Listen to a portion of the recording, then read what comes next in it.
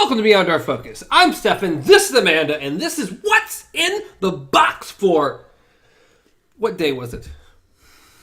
4th. That was May behind 4th. you. It's all the way over there. For May 4th. Today we're going to be going over all kinds of things, including Avengers Endgame. We're going to do a little spoiler cast at the end of this show, so you'll have time to jump out and you don't have to come back if you happen to haven't seen it or you just don't care as much about that particular thing. Yeah, so feel free to stick around and we will let you guys know before we even start talking. Let's just go stalking. Before we start stalking you guys, we'll let you know. Of course. So, but until then, we're probably going to start off like we always start off with some movie talk other than Avengers. Yeah. So, what has come out within the past month? I went and saw Hellboy by myself, all by my little lonesome. How was that? The movie itself wasn't bad. There were some cool effects and the story isn't... I mean, it's fine. It was fairly fun. Not a great movie by no means. The beginning I thought was atrocious. It started off like in this past scene, and I just thought it was really bad. I'm like, God, if the rest of the movie is like this, I'm going to hate it. And it gets better. After it leaves that, it's not as bad. But not a great movie. If you like Hellboy and like the lore a lot, it's a fun movie. How is it in comparison to the first? The others were so much better. They're so much better. They're just better films. I just like the style, how they did his character as far as the makeup, anything like that. Just even in this one, the makeup, there's some cool, awesome special effects. But I mean, even though those were done by Guillermo del Toro, yeah, it's very different. This one might be more accurate according to what it's based off of. But the old movies were better movies, just period, hands down. They were better movies. And again, Guillermo del Toro is he's pretty awesome. I just know that this time around, the trailers just didn't catch me as much as the old Hellboy did. So Not even a little bit. No. That's what tried to be funnier in this one. But I thought the first ones were pretty funny. yeah, I just feel like it was more the vibe they were Yeah. going for in this one versus it's supposed to be like an action comedy, and they really pushed the comedy more. It just didn't always work. Also, by the way, today we are enjoying some nice Raising Cane's. We are. Not advertised. Fried chicken. Yeah, I have a friend who really loves Game of Thrones. And we're currently kind of having a debate about that last episode, the really dark episode. If you like Game of Thrones, you know what I'm talking about. I'm not going to spoil anything for Game of Thrones either. But the last episode, not a great episode. Well, we know where you stand. Yes. I've seen like 2 episodes of Game of Thrones. When it came down to it, when it first was coming out, I did not have the right access to it. And then when I was able to actually get into it, like I could technically check it out from the library, or I could just find a streaming media now. I just feel like I don't have the time. There's so many other things that I'm trying to consume right now, and I'm so far behind that Game of Thrones is not high on that list. It's fun. There's cool things about it. I mean, it's not my favorite show of all time, but I enjoy watching it. Yeah. I didn't catch up till last year. We'll get HBO Go for like a month or 2 months and just binged all of it. So, and we're like, all right, here we go. We paid whatever, like $30 or something for a couple months and just all of it. But actually, we had a free month. So we didn't even that. We got a free month, and I think we paid for a month. And watched all of Game of Thrones, all 7 seasons, and watched the other cowboy show, Throwbacks. Westworld? Westworld. Yeah, I watched Westworld. Was that good? Because from the trailers... First season, yeah, pretty awesome. It is slow. It is definitely slow. And Sandy bounced out because she just decided she didn't want to watch it. But it does some amazing things the first season. I haven't got around to watching the second season yet. We have HBO again for Game of Thrones. So this is the final season. I should watch the second season. Because I remember when that was first advertised too, I was like, that looks like it's going to be really cool. But once again, if it's HBO, we've never been able to afford HBO. Yeah, they're too pricey for me personally, thinking they don't offer enough content. They're they're not Netflix. They're not Hulu. They're not Amazon Prime. They're like, we have our small things to show, and we're premium content, but they're a little pricey. Yeah. Like, we'll be getting rid of it as soon as Game of Thrones is done. But it was the final season, and we're like, we'll pay for it and just watch the final season along with everybody. Yeah. Which has been fun.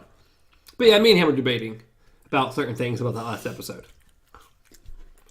Well, I wish you luck. I know with you and debating, you usually fight to the death. I will.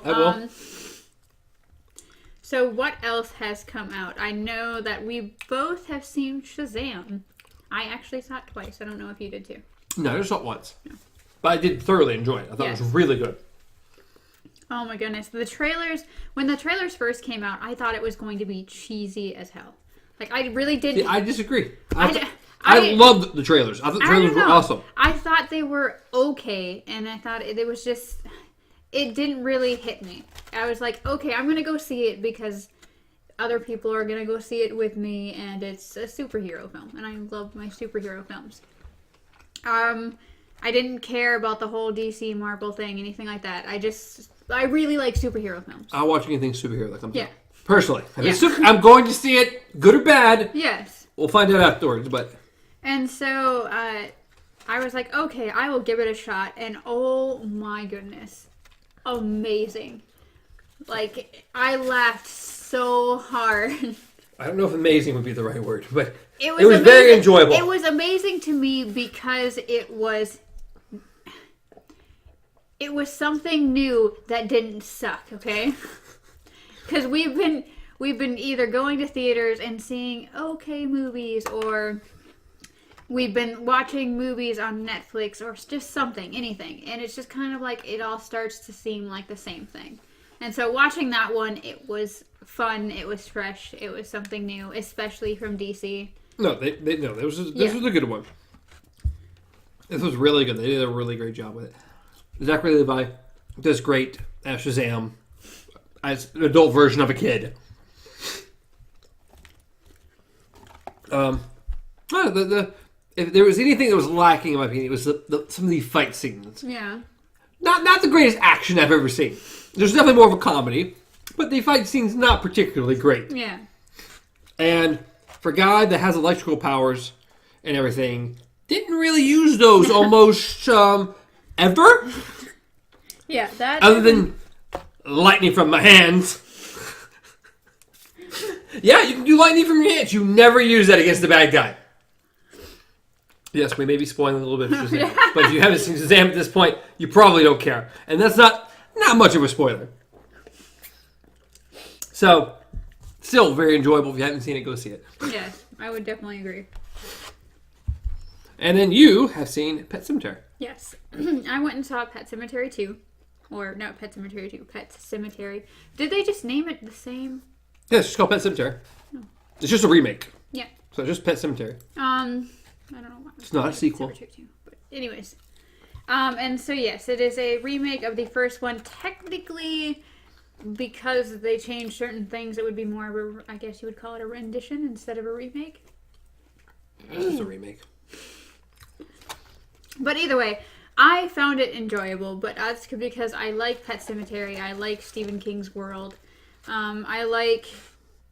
the acting and stuff was really good in it. I mean, I found it interesting to watch. Yeah. This is one the commercials did not catch my interest. Well, you also are very picky about your horror movies. That's what I'm saying. It didn't catch my interest. Where the first time I saw it, I'm like, this looks awesome. I've definitely seen it. Killer Clowns, duh.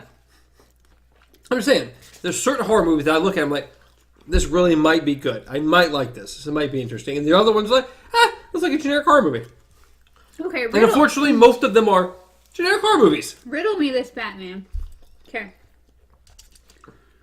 How is it that you are so obsessed with Killer Clowns and stuff that you had not seen the original? Because my more obsession with clowns, they come to much, much later in life. I had to go back and actually find that to see it. I had to go out of my way to see this movie. When I say out of my way, I think I borrowed it from you. Yes. Yes, you did. So I think as a kid, it just wasn't something that was part of my life as a kid. So. And I know. I have a soft spot for the original, obviously, because I grew up with it. It's entertaining. Plus Tim Curry. Tim Curry's Tim awesome. Curry is the only Pennywise. But we get two very different renditions of it. Tim Curry was more the funny ha-ha clown that will also eat you. And I forget the actor who actually plays this one. Oh, I had it in my head too. But the new rendition, not so much ha-ha funny. More creepy, and I'll eat you. I almost said something. I almost said Asgard. Sorry. Oh, not Asgard. Not Asgard, Skarsgård. Skarsgård, yeah. I can't remember his first name. Yes, his last name is Skarsgård. Because Alexandra is his older brother. Alexander Skarsgård. So I can't remember his name. But yeah. His version is much more creepy. Yes. Much more creepy. What do you think about the looks and peeks they have into the second one so far? I've almost seen nothing other than like, oh, some of these actors are going to be playing.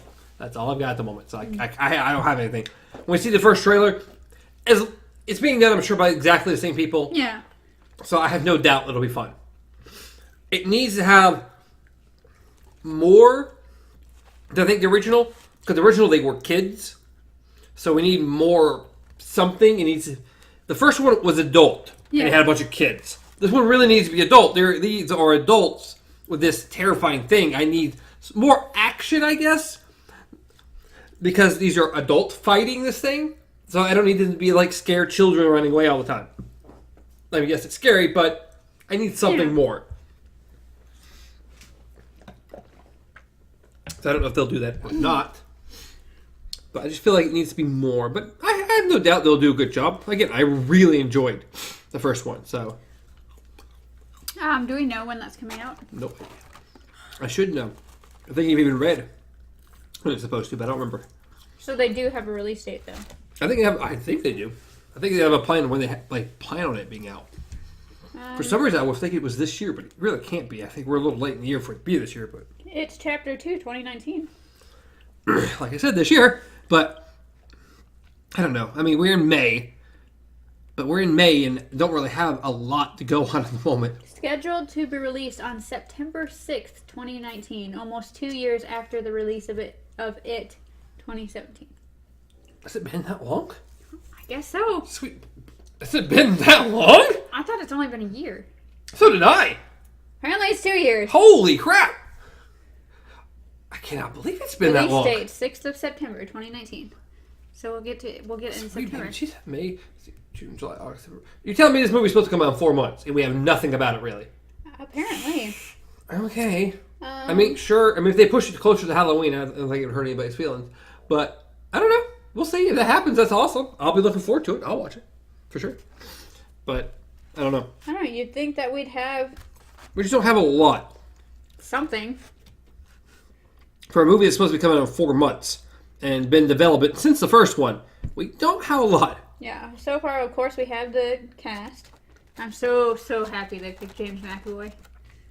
He's a great actor, period. Yes. So, and I like who they've got playing the girl, too. I forget her name at the exact moment.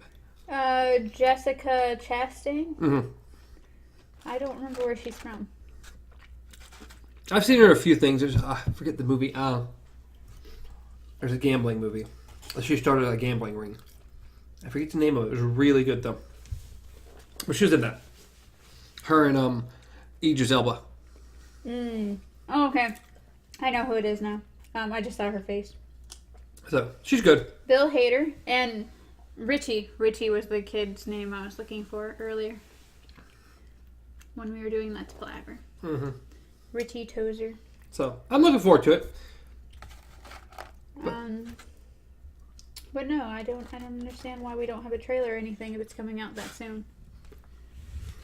Then again, maybe they're waiting, unlike Sony.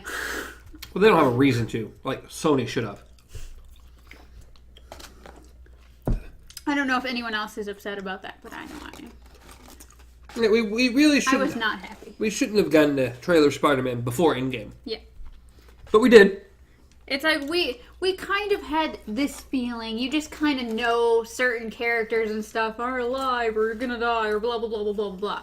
But because you always come up after movies. You always come up with theories. Everyone comes up with theories. Not even really theories. It's that super popular characters only have one movie. They're getting another movie. Yeah. So it's like, but why would you steal that away from people? But you should have waited. Not only did you ruin it for one character, but two characters. So. Yes, two characters. One I did not know was coming back. Yeah. Neither did I. I could have told you Spider-Man was. Well, yeah, it's Tom Holland. He's only had one movie besides. Well, no, he's technically in 3. He's had one solo movie. Yes. Okay. Yes, he's appeared in other films. He only had one solo movie. So, yes. But I think that's it. Other than Endgame, I think that's kind of been everything we've kind of... I haven't seen anything else. Anything on Netflix? No, actually. I started watching the first episode, or I did watch the first episode of Santa Clara Diet. Oh, it looks funny. I don't know if it's good or not, but it looks funny. Because that's what, Drew Barrymore is kind of a zombie? Yeah, pretty much. She, the premise is literally, she wakes up one morning and of course she's trying to go about her day and then she suddenly just starts feeling really, really sick. And it just goes downhill from there. But it was actually pretty funny. I mean, it was cheesy, but it was funny. Well, I really like Drew Barrymore. I've always really liked Drew Barrymore. Yeah. But, I don't know. It's hard to get into more shows. I think for me, I really have to sit down and watch the second episode to see if it's something I'd want to continue watching. Mm-hmm. But from the first episode, yes, it did catch my attention. It was funny. And these days, something has to really catch my attention to be like, oh, I need to watch that. Because, have you seen any more of Umbrella Academy? No. Mm-hmm. Maybe you should sit down and watch some of that. Just maybe. Maybe, good idea. I know. Honestly, I just really need internet. I mean, that would help things all around, but... Because right now, the reason why I've actually slowed down a lot more on my Netflix, and I actually am not sorry about this, but is pretty much every Saturday now, I've been having, I guess, pretty much, it's just, we're Skype, like my family, we're Skyping almost every Saturday now. And my brother calls it going to the cafe. Like, we all have coffee or cocoa or something like that, and we just sit down and Skype and just talk about what's going on and stuff like that, and whatever we're interested in. There's no excuse not to pop in an episode of Umbrella Academy every now and then. It is when Skype takes up a lot of data. Like, I already have my phone trying to tell me that I'm almost out of data. Yeah. So if I had Wi-Fi, it wouldn't matter. I could just sit there and put my phone on... Or technically, I could just use a computer to Skype with, and then use a computer to Skype with. Watch Netflix on the PlayStation. Mm-hmm. That'd be cool if you make that happen somehow. Be cool and everything. It's just trying to figure out if it's worth setting up internet if we're planning on... But are you? Yes. Maybe. No. Not like moving far away, but just switching where we're living at now is our main goal for next year. Did you say next year? Yeah, we have a year lease. We just renewed it, so... So you have a year to have internet? Yeah. So I'm just saying, is it worth setting up for just 1 year just to leave again? That's 1 year of internet! And then you just have them switch it over to the new place. I'm not hearing any good excuse. This is a poor excuse. Moving on. The only thing I've been watching, other than me and Sandy will watch American Idol, which is just fun to watch and keep up with. Whew. If any of y'all watch American Idol, we're kind of rooting for Lane. We're rooting for Lane. Other than that, I've watched Our Earth on Netflix. How's that going? It's good. It's 8 episodes. And it's like a lot of other animal documentaries. It's very, very, very pretty.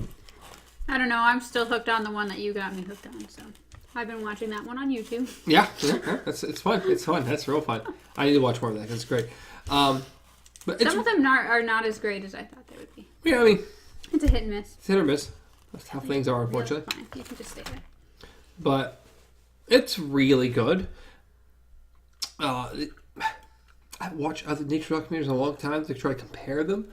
But this one's like, it's like they pick like, this one's about deserts or dry lands, or this one's strictly about forest. And they'll just go across different forests across the world and highlight the beautiful and great things about forest and animals. And then go into, yes, but sadly, the forest are vanishing because of us and and global warming and our whatever taking their habitats and then it goes back into beautiful things.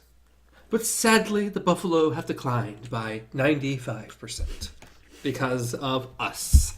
It's like, okay, really good, but really pointing out that we are jacking up the earth. Well, the truth hurts. Pretty much that's where it is. Like if we would just slow down on certain things and actually pay attention a little bit here, we could fix a lot of things very easily. Very easily. That's asking a lot, apparently, from humanity. As we sit here with all our plastic and foam and shit. Yeah. But as the corporation, they could serve it better. They could do it better. Mm-hmm. Yes, we're going to buy it because it's good food. And as a consumer, if you provide something good, unless we all boycotted, but if I boycotted everywhere that had plastic, I would never eat again. I have to grow my own food at that point. And just take it a step too far. I can't do it. I'm a weak-willed individual. I can't do it.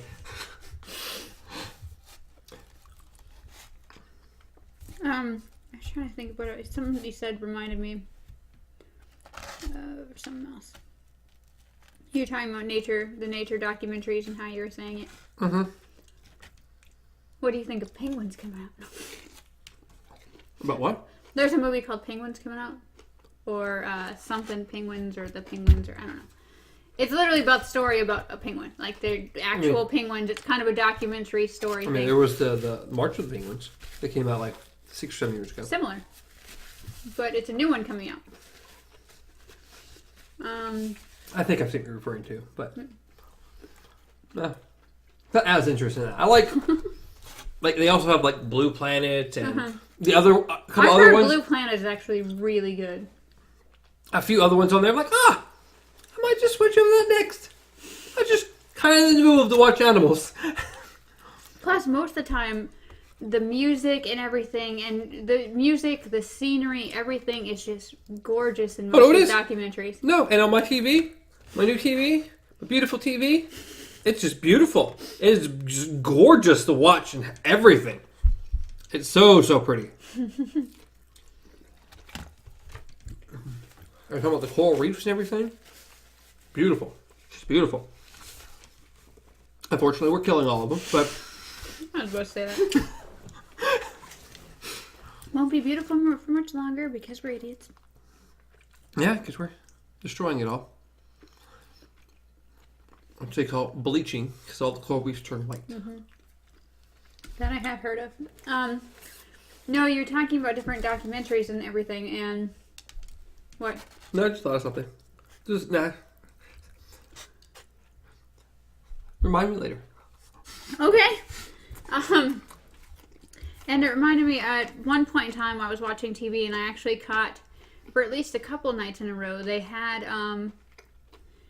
a certain documentary, like wildlife documentary thing, which I guess technically it's not a documentary, it's more of an actual show. But this one was specifically putting cameras on animals and actually letting the animal just go, just roaming. So they had one where it was about, there was a certain kind of, I can't remember, I want to say they did the gorilla at one point, but I also want to say they maybe did orangutans.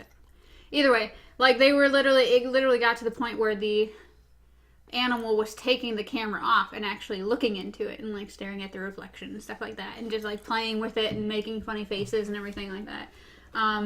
But then of course they just throw them. But the cool one was there's so much information out there about like meerkats and everything. Mm-hmm. But there's nothing really about how they burrow. Mm-hmm. Because no one can get to it. So they actually attached a camera to a I just said the word. Meerkat? That is what we were talking about. I just died right there. They attached one to a meerkat and let it go into its burrow. And it was just so interesting to see because you could see so many different tunnels and paths and everything. And it knew exactly where it was going. Like it would just twist, turn, everything. And for the first time ever, they actually saw baby meerkats. Because babies usually don't leave at all until they get to a certain point. Mm-hmm. So this is pretty much never seen before kind of thing. So you actually saw them moving around and like crawling over each other and stuff. And it was amazing. I love it. I love animals. So. Animals are awesome. And stuff like that is awesome to watch. Let's see, our planet also touched on, one of the episodes touched on the I know the word. Come on, Stefan. Use your brain. The spores. The The spore? The Last of Us spores. I don't know. They had an official name. They had cordyceps. Cordyceps, not spores. Cordyceps.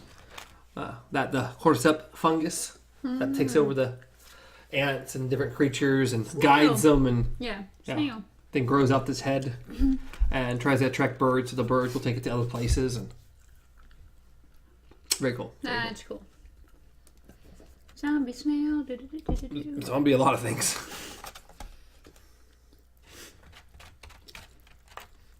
Telling you, apocalypse. Well, if it gets to like The Last of Us, yes, apocalypse.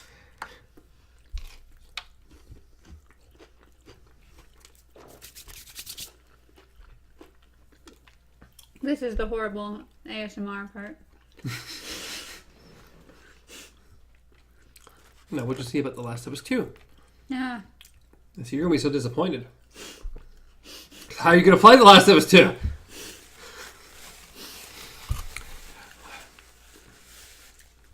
Well, see, if I get internet, that means I'm going to have to get a PlayStation, and I can't do this.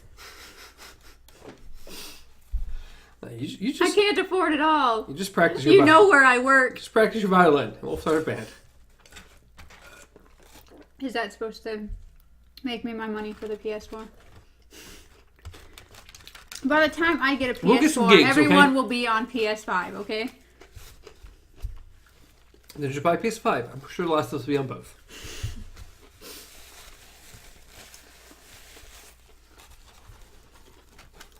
We're going to get some gigs. And we're gonna unless you're going to guarantee me that. I mean, that's my belief at the moment. Can't promise it, but it is my belief. Like I said, we're going to start a band, get some gigs, start bringing some money that way.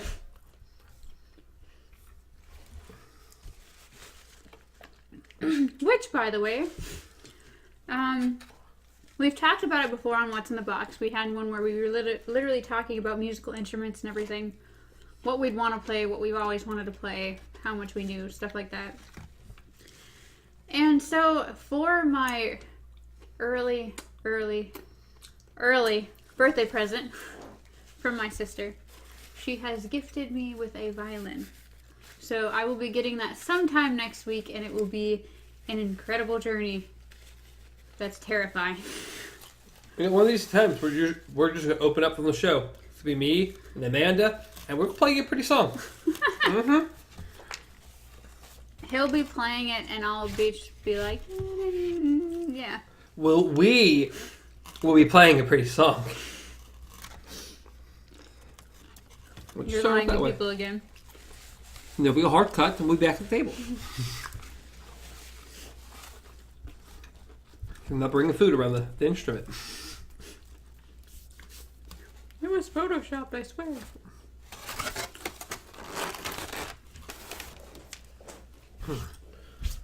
So, one of these days.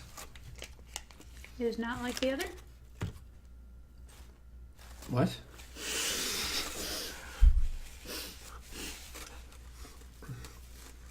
I mean, I went to a country song. But one of these days, I'm gonna love me. I don't remember the rest of it. Not where I went. Yeah. I just parodied it to one of these things is not like the other. So my brain went to a Foo Fighter song, but instead one of these days. One of these days.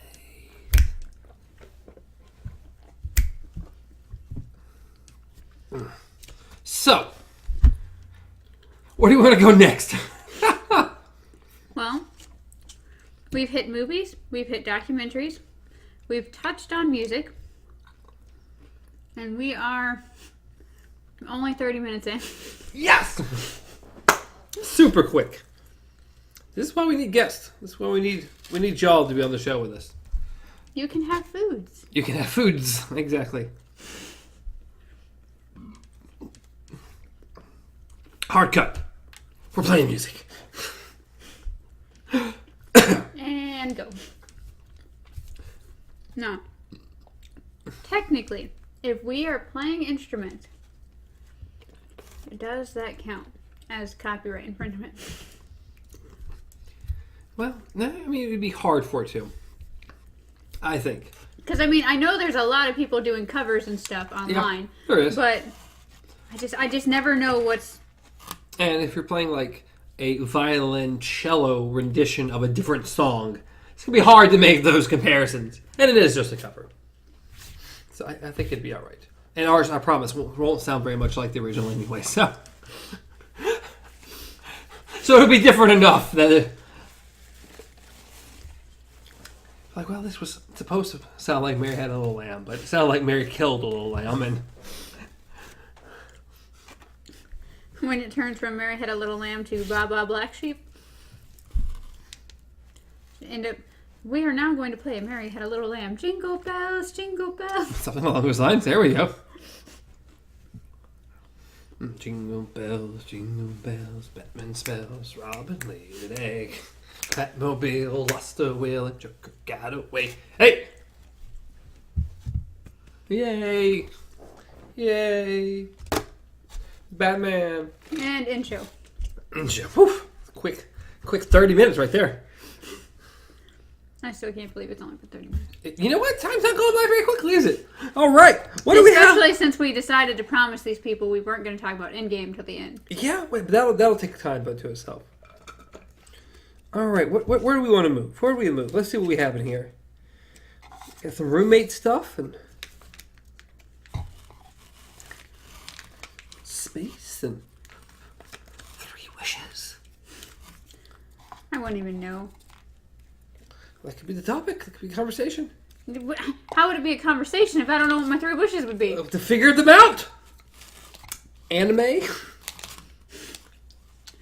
Haven't we talked about this? You know what? These are the things that are in the box, okay? It's supposed to be called What's in the Box. These are what's in the box. Well, pick something out of the box. I just told you some of the things were in the box. You didn't seem very happy with any of them. We still need y'all to write in with some questions. We gotta start getting these throughout the month. But did we do anything else exciting throughout the month? We have very boring lives. My apologies. We work at a lovely place.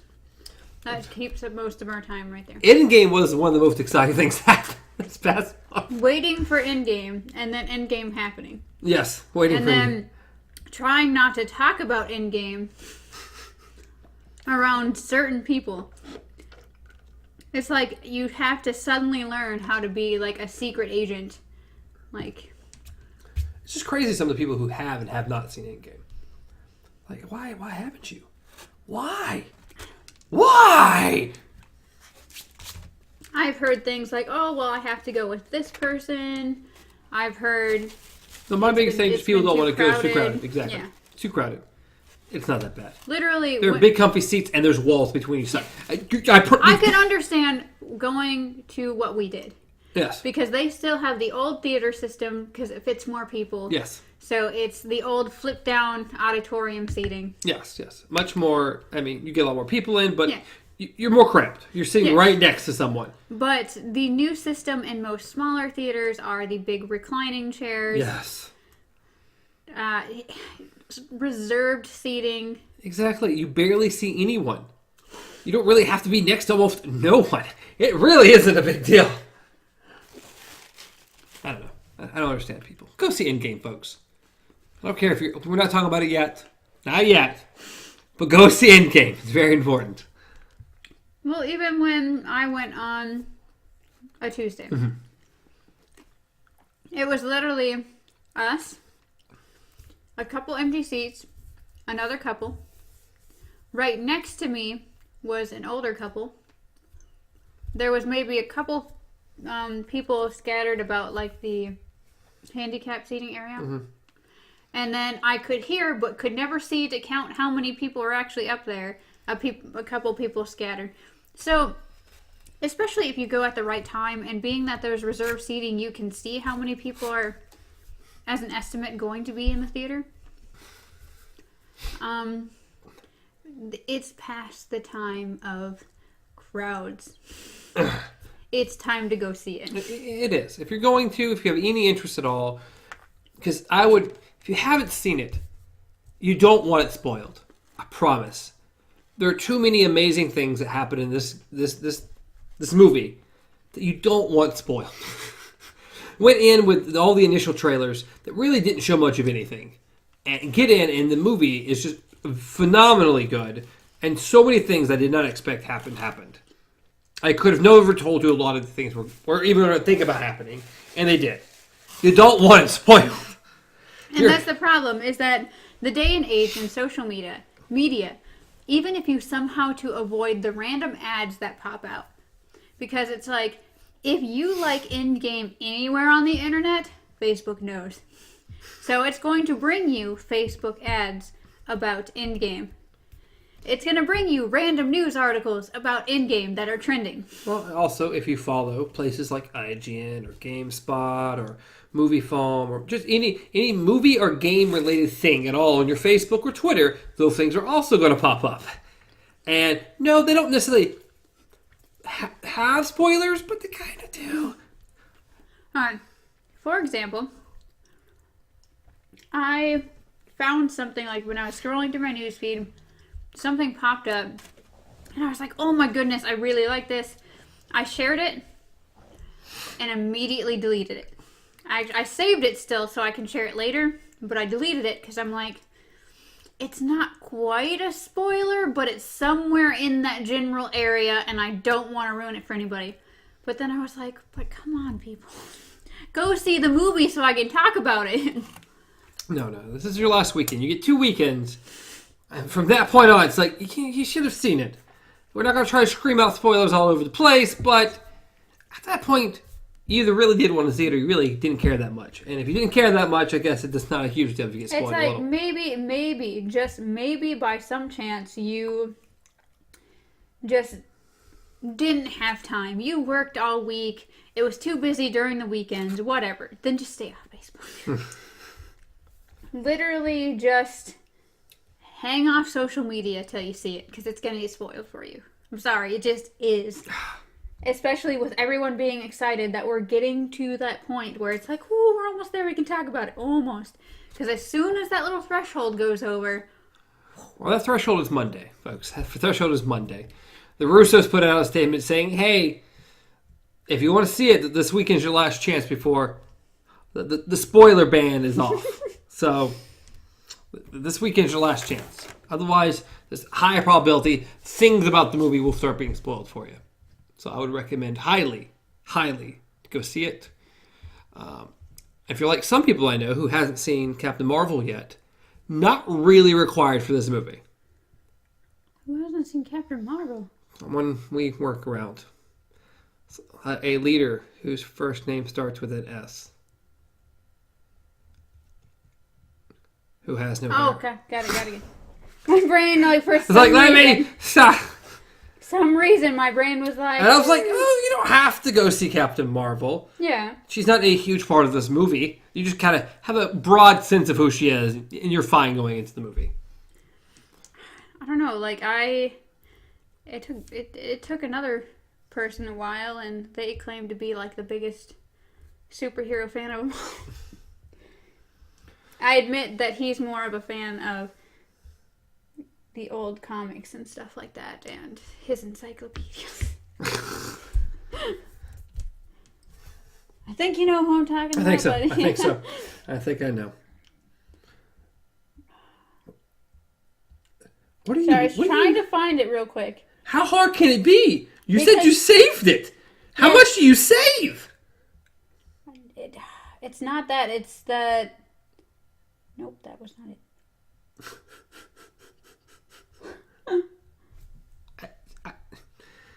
I don't even know. Nope, that was Tim Allen. My bad. Is he not Avengers? See, technically it's not a spoiler, but at the same time it is. Let's see.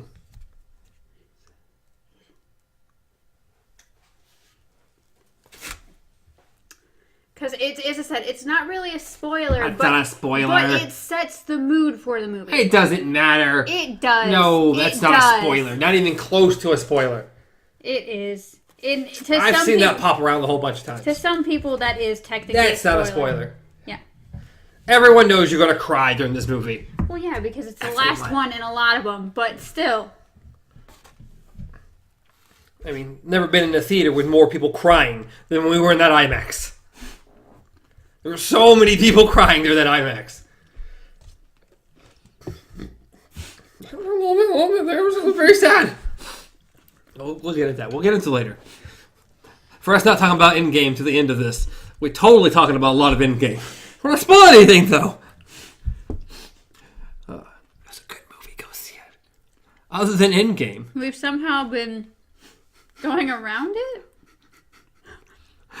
Oh. So, basically, this has turned into one of our Breaking Prisms episodes. Oh. Where we've decided to talk about something and explain it by going around every single thing possible. Yeah. Now, should go check out the new Twilight Zone. Well, I say that. Please let us know what you guys think. 3 out of 5 of the episodes have been good so far. Yeah. I was like, is the math right? But yeah. Yeah, 3 out of 5 we've really enjoyed. And that kind of sucks. I hate that. So it's hard to say go see it. But I would say go see it. So one, you can formulate your own opinion. let's go with this. The first episode's on YouTube for free. Check that out. If you like that, then it might be worth getting CBS All Access for a month to kind of watch what's there and what's coming up. And then also you can check out Star Trek, which I still want to do. Because I've heard nothing but good things about Star Trek. I think the first 2 full seasons are up there now. So we can talk about Sonic the Hedgehog. we can totally talk about Sonic the Hedgehog. Oh, God. So, that trailer. Okay. Did you finish it? The trailer? Yeah. I had to because I watched another trailer just to see Jim Carrey. Like, the one I had originally watched didn't have, like, I couldn't. I just stopped. And then the next one, because someone had asked me, oh, does he look like, Dr. Robotnik? And I was like, they didn't change his weight, and that's fine. Like, it's still, he really just clearly is Dr. Robotnik. Yes. Well, by the end of it, there's a snippet that shows him. Yeah. That looks almost identical to the character. Yeah. Which is like, okay, well, good job on that. Yeah. But, okay, you're Dr. How about Sonic? The main focus and star of the movie. So, first off, why they gave him human teeth? I think he's always had human teeth. That's the thing is, it's just like a straight line. So, I mean, I don't care. He looks like one of those, like, angry orange things, okay? Like the angry orange mouths that are just like... there's so many things wrong with Sonic. It's disturbing. There's so many things wrong with Sonic. I just really like the picture where someone, of course, had the two, what he should look like and what he does look like side by side, and it says, it's not too late to change it. And the main actor who's playing in this, I just feel so bad for him. He got stuck in Hop. Yeah. And he gets stuck in this. Does he just like playing with the animated creatures? Or does he can't get any other gigs? I can't remember where I've originally seen him from. He's from something, and I can't think of it. He's from, I think, several somethings. Wasn't he Cyclops in the next movie? Yes, there you go. I'm pretty sure that's him. But, I mean, poor fella. I mean, really, poor guy. Especially this one. This movie's not going to do good. Well, let's see what they do based on how they change Sonic, because he has been put back for review now. Yeah, there's been a drastic amount of fan outcry. And when I say outcry, I mean everyone's complained, and there's about 4 billion memes out there already of Sonic because how horrible he looks. So yeah, they said they're going to go back and change him or fix him. So don't know what that means necessarily. It seems a little late to do that, but if they do, maybe we can get a better Sonic.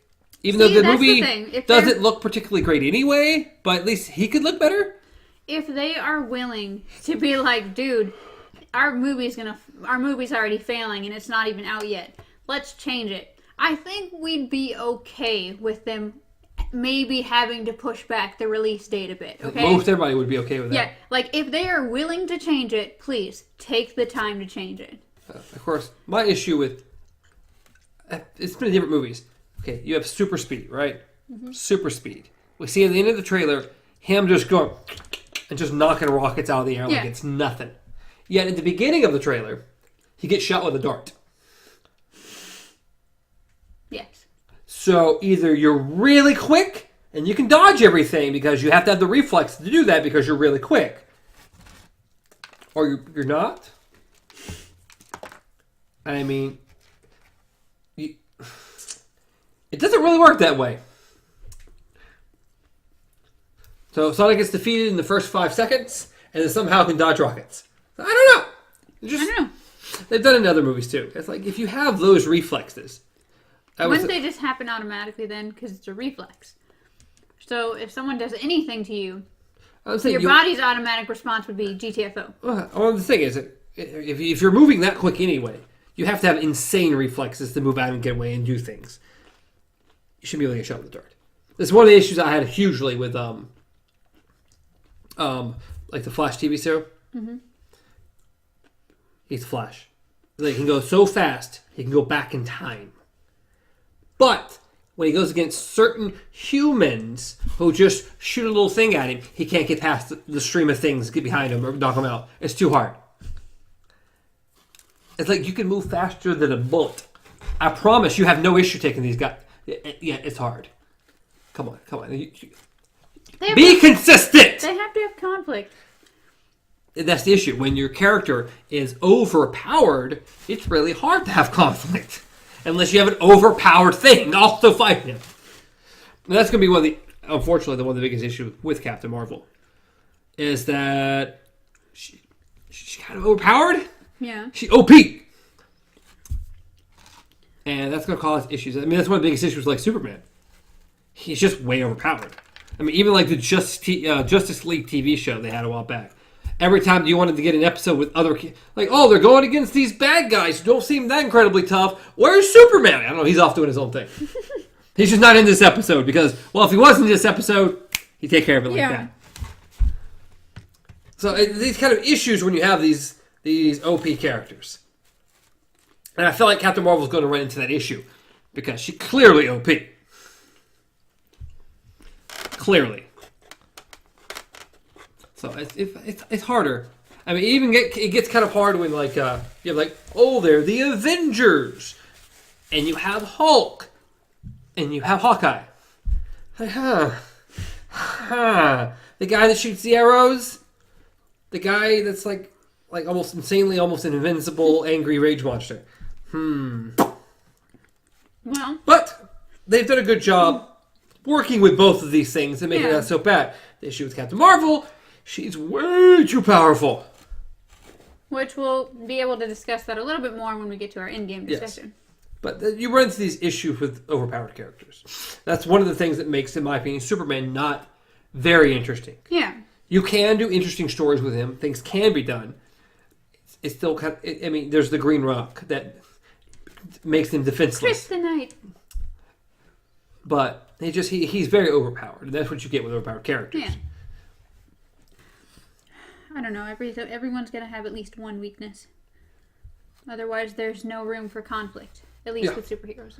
Well, superheroes need someone stronger than them. Yeah. Because they have to rise to the occasion. Without someone stronger than them, they can't rise to anything. If they're always the most powerful thing, it's no longer fun. I need to show you. There's a new superhero show coming out for Amazon. What's it called? That's a great question. I do not remember now. Oh my god. But it is super adult. Okay. Is it The Boys? That sounds right. I'm going to go with that. That sounds right. Yeah. Totally sounds right. I haven't looked into it, but I was scrolling through Facebook and it just had a little... It's a really cool trailer. Reminds me of the PlayStation superhero film called Powers. Except with a lot bigger budget. It has water on it sometimes. It happens. It's fine. No, it's just... It looks like canned... There you go. You're good to go. Jell-O. You're good to go. So, yeah. But yeah, it's very adult. It's very adult. All I saw was the picture, and it had 3 people, of course, dressed in superhero garb, and they were just looking all... Yeah, you should watch the trailer. Stoic. Yeah, there's some things. There's some things. There's some things. Somebody can turn really small. Okay. Yeah. And he goes a particular place in the trailer. Lovely. Think Thanos, but a different. You mean Thanos? Yeah. That was the meme that was going around. Yes, Thanos. Yes. So think that, except a little differently. And then there's a girl on a guy's head, and she crushes it. So, yeah. It's very adult. It's going to be very adult. What's the other one that you told me that you were wanting to watch? It wasn't superhero related. As far Give as me I know. anything else to that, because I don't. You said something looks pretty funny. It was something about boys. You said it was an adult movie. The new Seth Rogen movie called, is it Good Boys? I think it's called Good Boys. Yeah. It's just an adult comedy. Think Seth Rogen, because that's what he likes to do, adult comedies with 3 kids. They're like, how old are they? They're like 9 or 10, 10 or 11 or something like that. And they're trying to go to like this party, so they're trying to get beer to go to the party to be cool. And Sounds like super bad, but okay. Yeah, and it's very, very vulgar and everything. So it's just an adult comedy starring 3 kids. Yeah, it looks funny.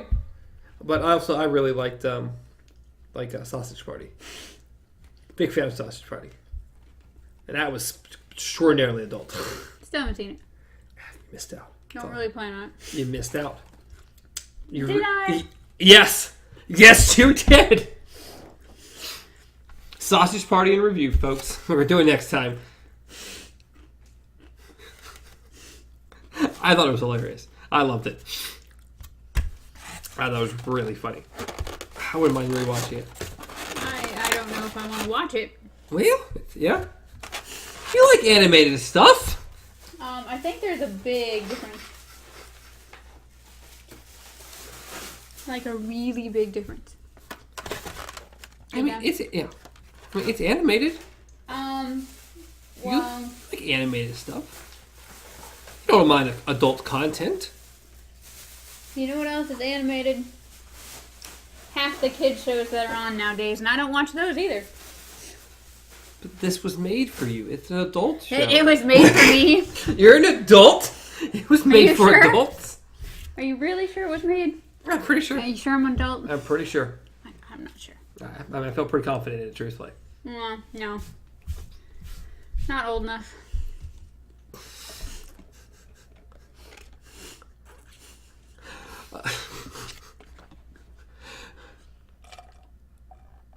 There's so many things I want to say right now.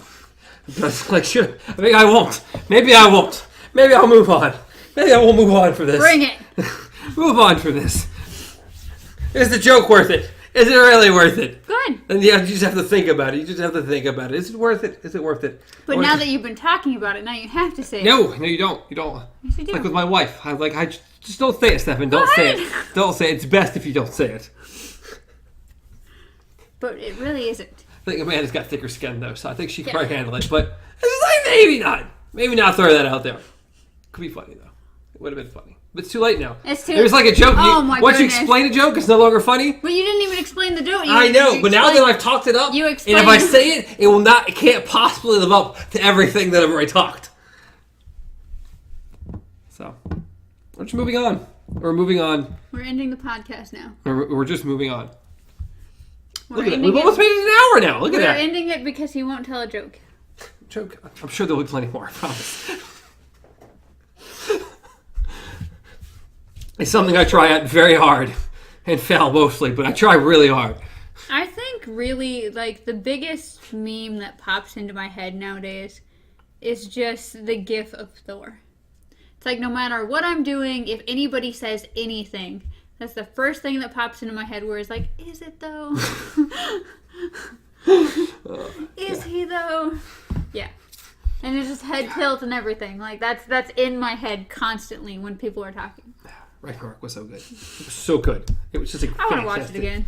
Yeah, the last time you gave it to me. My only issue is that the villain is just bland and boring. Yeah. Unfortunately, she is. Hell is not that interesting.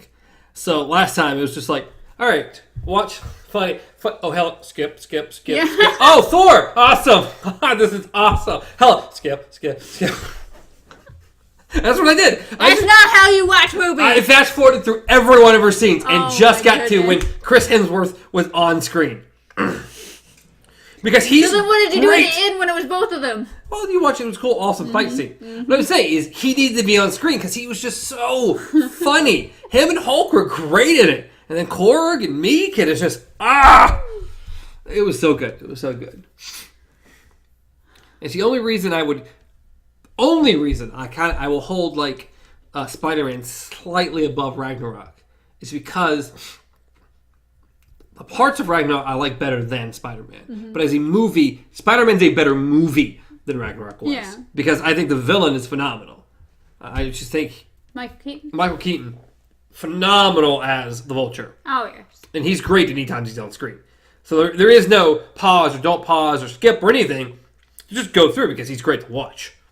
He makes a very interesting villain because you see both sides to him. He's one of those villains where you can kind of see it from his point of view. He's relatable in a sense. Yes. And also, I think they could have done an even better job with him a little bit if they would have played him a little more in that direction. But yes, he's someone you can see that side of. He's just a normal guy who's going to hard times because the government's taken away his work. And in order to make up the slack to provide for his family, he is doing unsavory things. Yes. And do we want to spoil Spider-Man? Are we spoiling Let's Spider-Man? spoil every Marvel movie. Are we spoiling Spider-Man right now? Because there's something I want to say. How old is Spider-Man at this point? There's a new one Skip coming 5 up. minutes. Skip 5 minutes if you don't want to. Coming in June. It's okay. So if you haven't seen it, you didn't want to see Spider-Man. I feel bad for you. All I was going to say is that I like that they took it a step further with showing an even more relatable side as the father. You know, like, the reveal was great. Just because didn't expect it at all. No, they didn't even hint at it anywhere. Well, yeah. Tiny little hints. I mean, at the beginning, you know he has a kid. But, okay, sure he has a kid. Exactly. And, I don't know, they did a good job at hiding it up until that point. But as soon as Peter goes up to the door and he opens it, it's like, of course. Of course he is. Of course he is. I mean, it's not a unused concept. It has been done before. But just the fact that it's like prom and everything, and Peter is finally going on a date with this chick that he's been liking for so long, and biggest just... And they hit it even more because of how they did it. Mm-hmm. And again, it made it work better, but it took you off the trail slightly more. The fact that I don't remember her name. I really don't either. God, I don't remember her name. He was fascinated with her the whole I know. movie. And I shouldn't... All I can think is MJ. And that's not it. That's totally not it. No. Oh, God, what's her name? Oh, I'm so disappointed. Spider-Man Homecoming. Okay. You'll say it and I'll be like, yeah, of course that's what it is. It Of is, course it that's is. what it is. Okay, cast is... Come on. What is it? I'm so disappointed. Okay, the cast is Liz. Liz Allen. Yes, Liz. But yes, the fact that Michael Keaton, the dad, is that he is her father. Yes. That they're two different skin colors. As bad as it is, like, that throws you up. He's white, she's not. And therefore, you automatically, as bad as it is, you just don't associate with it. It's like, oh, of course, you're not going to. And then he opens the door, and it's like, of course. It's like one of those things where you should have known. It's like, you're thinking maybe it's going to be bad because Spidey's going to have to cut out in prom, and it's going to break the girl's heart or whatever. But it's like, you don't really suspect that strongly that it's going to get ruined right then. Well, it's just, they did a good job of throwing off the scent. Mm-hmm. They didn't try, they was not trying to hint at it or anything. He's the villain. Of course, Liz, they're like, oh, here's a new love interest for Peter. And then also adding in that factor that at the beginning moments of him opening the door, Peter knows exactly who he is, but he doesn't know who Peter is. Exactly. He's only seen Spider-Man. Peter is freaking out the whole time. Like, oh, let's take your picture. Or like, oh, doesn't she look beautiful? And he's just like, yeah. Like, and like, oh, let's take your picture. And he is not even smiling. He's staring straight at him. And you're like, Peter, you gotta play cool. It's such a tense moment. And then the more they start talking about things or in the car, I mean, he totally pieces it together. It's not that hard to piece together. And Peter's really not good at hiding anything. No, he's not. And then the dad talk as soon as she gets out of the car. And it's a little bit worse than the dad talk. That was the strange thing, though. It's like, that was the most down-to-earth supervillain threat ever. Like, I'm literally doing this to protect my family. You want to get in between me and my family? Yeah. Okay, it's going to have to. Yeah. I don't want to. Now, go in there and give my daughter a good time. Exactly. To which he bails out immediately, but... Because he knows what he has to do. I know, even if he doesn't want to. And for the most part, Michael Keaton's expecting him. Yeah. And, so good. Keaton's a great actor. It was a very well done film. I know a few people who don't think Tom Holland's the greatest Spider-Man.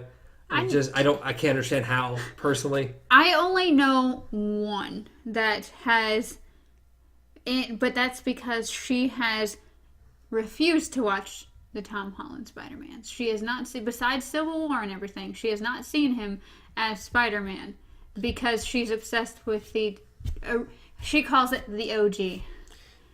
Do you understand that there's old movies at this point? We have to move on. She is apparently so stuck on Tobey Maguire being Spider-Man. Again, he was the Spider-Man we needed at the time. He did a good job. He was way too old for the role. It doesn't matter. I like him as Spider-Man. They changed things they shouldn't have changed. Still, I enjoy those movies. Yeah. The first two. I enjoyed the first two movies. Change it. And then I hated Andrew Garfield as Spider-Man with a dear passion.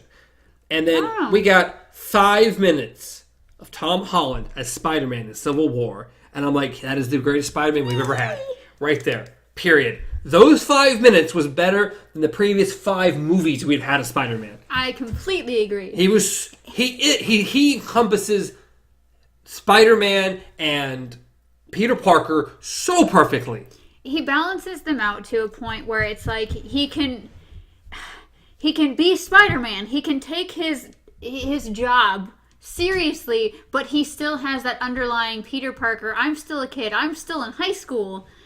And he understands that, but he still wants to prove that he can be an Avenger. So it's like he tries to do what he can, but at the same time he's like, I'm sorry. Like, he hit someone, oh, I'm so sorry about that. And you're just like, dear precious little thing, you need to get off the battlefield. He is great. He really is. The only slight downside to him, which it might be not really a downside, but I've heard this argument as well, is that he's very Tony based. Tony kind of created him. Yes. I mean, he was Spider-Man before Tony, but Tony gave him his new suit, gave him all his little power things, helped with a lot of stuff. So he's much more techie than normally Spider-Man kind of is. Well, that's the thing, though, is that before he met Tony, he was already creating things. He designed his own web shooters. Yeah, I'm not saying that part. I'm saying in general, he has a lot more tech than Spidey normally has. And at some point, yes, he's super smart. He does design more stuff. He does all kinds of things. So all kinds of cool things. But he didn't start off as Iron Man, Spider-Man when he first got there. And in this, he kind of is. Yeah, it's pretty much like... When you watch, of course, like the Tobey Maguire and everything, you see him drawing out his suit and trying different materials out and everything like that. So, a different route they took with Spider-Man, which I'm fine with. That helps cement the Sony Spider-Man into Marvel. Yeah. He is made by Marvel. He is a Marvel Spider-Man, even though Sony still kind of owns the rights to it. There's something else I was going to say about him, too, but I forget what it is now. He's also very bad at keeping secrets. Which I've watched a bunch of different interviews. Like, I watched one where it was nothing but a compilation of, like, Tom Holland interviews and stuff like that. And they're like, well, why did you, like, we've heard that you're bad at, like, keeping secrets. Is that true? And he's like, yes. And then they're like, well, why? And he's like, because I tell everybody everything. He's like, they're like, no, but when was the specific moment that people have deemed you as untrustworthy? And he's like, well, the problem is I talk to everybody. I can't keep a secret worth anything. But he also said that apparently he heard rumors and stuff about fake scripts. So, of course, he had read a script and it said something about Spider-Man going into space. And so he thought it was a fake script. So when someone asked him about it, he started talking about it. And they're like, no, that's actually in the movie. He's like, oh. Oops. Yeah. Because, it's like Infinity War. He ends up in space, but he just reading it, he thought it was a joke. So that's why he's no longer allowed to have scripts anymore. He's great. And his voice. Yes. His voice is very emotional. As you find out very clearly in Infinity War, that his death in that is just... It's the hardest part of the... Tragic, yes. It's the hardest part of the whole movie. Like, everyone else dying, sad. Or dying, vanishing, or whatever. But his. He is the only one that it seems to feel it. Yes. Like, he is made fully aware what is going on. Like, something's wrong with his body, and he's the one thing the new Marvel ones haven't alluded to very much, even though a little, but not a lot, not like we've seen the other ones, is the spider sense. Being able to feel things, see things, if before they happened almost to a degree. We haven't got a lot of that in the new Spider-Man. It was very prominent in the old ones, but not so much in the new ones. Which could explain a little bit more why he maybe felt it before anyone else kind of did. But still, Tom Holland Spider-Man. I just love how in Infinity War, like they of course played on the normal Spidey sense thing. Like when the first scene Tom Holland is in is he's sitting in the bus just like this, and you just see all his hairs just go whoop, and he's like. One of the few times they allude to it. Yeah, and he's like, "You gotta cause a distraction." To which we're all gonna die. To the most obvious, there's a spaceship. We're all gonna die. Yeah. Good job, Ned. Yeah. Hey, he made a distraction. How anyone else on the road didn't see a kid jump out the window, I don't know, but we'll go with it. Not important. I'm fine with it. Those people already disappeared anyway. It's not a big deal. A fun fact about Ned. Ned really is bald. Really? Cue ball. 100%. Interesting. Yep. Didn't know that. Can't tell in the movies. No, not at all. But great wig. Oh yeah, bald. That is pretty cool. I did not know that. All I know is because it's kind of funny. They play a little game. It's because one of the guys really hates wigs. They think they all look terrible. And it was one of the things they pointed out that he was wearing a wig. Oh, you can't. That was one you couldn't really tell. They have a little song to it and everything. They have a lot of little songs. Little transitions with little songs. Like, is it a wig? I don't know. Wigging out with Scarpino. Oh, jeez. And they go into the wig segment. It's great. It's great.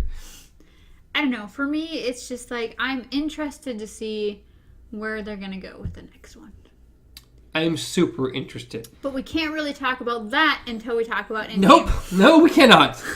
Because that has to answer some things about Endgame. It has to. Before it can even really begin as a movie. Yeah. And so that's the one thing that confuses me, and I'll mention it here because I mentioned it to you and we've talked about it before, is it is so weird that they're having Spider-Man be the end of the phase and not Endgame. Yes, that is still very strange. It's like Endgame should be the end of the phase, period. Hands down. It's literally in the name. Yes. Endgame. So it should be the end. Even the advertisements for it are like, this is the end game. It's like, that usually means this is...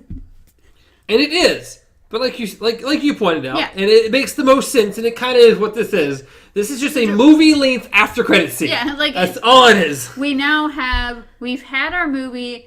And Spider-Man Far From Home is just a post-credit scene. A long post-credit scene. Yeah, really long post-credit scene. It's the only thing that makes any sense because it shouldn't be the last movie. No, it doesn't. It does not make sense. Its placement does not make sense. It's just... So, I don't know. We will find out. Literally in a couple months. It comes out like July... Cannot wait. And they moved it up. It's like July 3rd or 2nd. So yeah, I'm going to have to see... I want to see Detective Pikachu. That's 1,000,000% happening. Yes. That comes out... May 11th. It comes out... May 10th. May 10th. It comes out in a few days, like 4 or 5 days from when this comes out. Yeah, next week for us. And for y'all, technically. Maybe. So yes. No, that looks... I guess it would be. Well, if this is May 4th, it'd be... This is this Saturday, right? Today's Saturday? Yes. Okay. So then, yeah, it would be next week. Technically. Anyway, but yes, it's coming out. It looks... Oh my god, it looks so good. It looks so good. So far, all of the Pokemon that they've shown and everything looks so cool.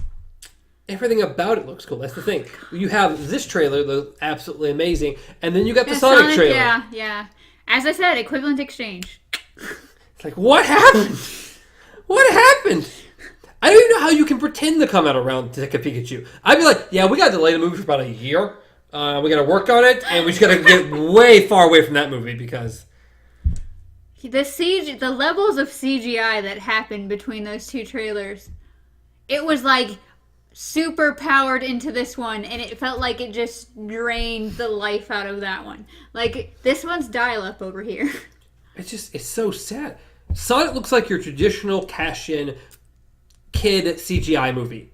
Detective Pikachu looks like a real movie that has CGI in it. I can't wait. Then, of course, we have June 19th is The Lion King, I believe. Yeah, there's a whole bunch of movies coming out here recently. Yes. Lion King is one of them. I don't know when Aladdin is. I really forgot about it already. But because it doesn't look... It looks fine. It looks fine, and I definitely will see it. It doesn't look Lion King, like The Lion King good, but it's fine. And Godzilla comes out in May 31st. So Godzilla comes out at the end of this month.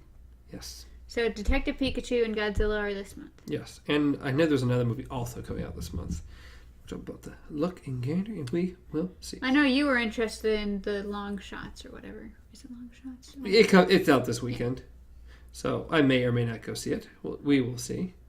Everything else going on, but we'll see. Oh yeah, John Wick 3. Oh, okay. Yeah. Detective Pikachu, John Wick 3. And then Godzilla. So yes, I will be seeing. I just need to live at the theater at this point. Oh, never mind. Let me phrase that. Let's try that again. Detective Pikachu, John Wick 3, Aladdin. Oh, okay. Godzilla.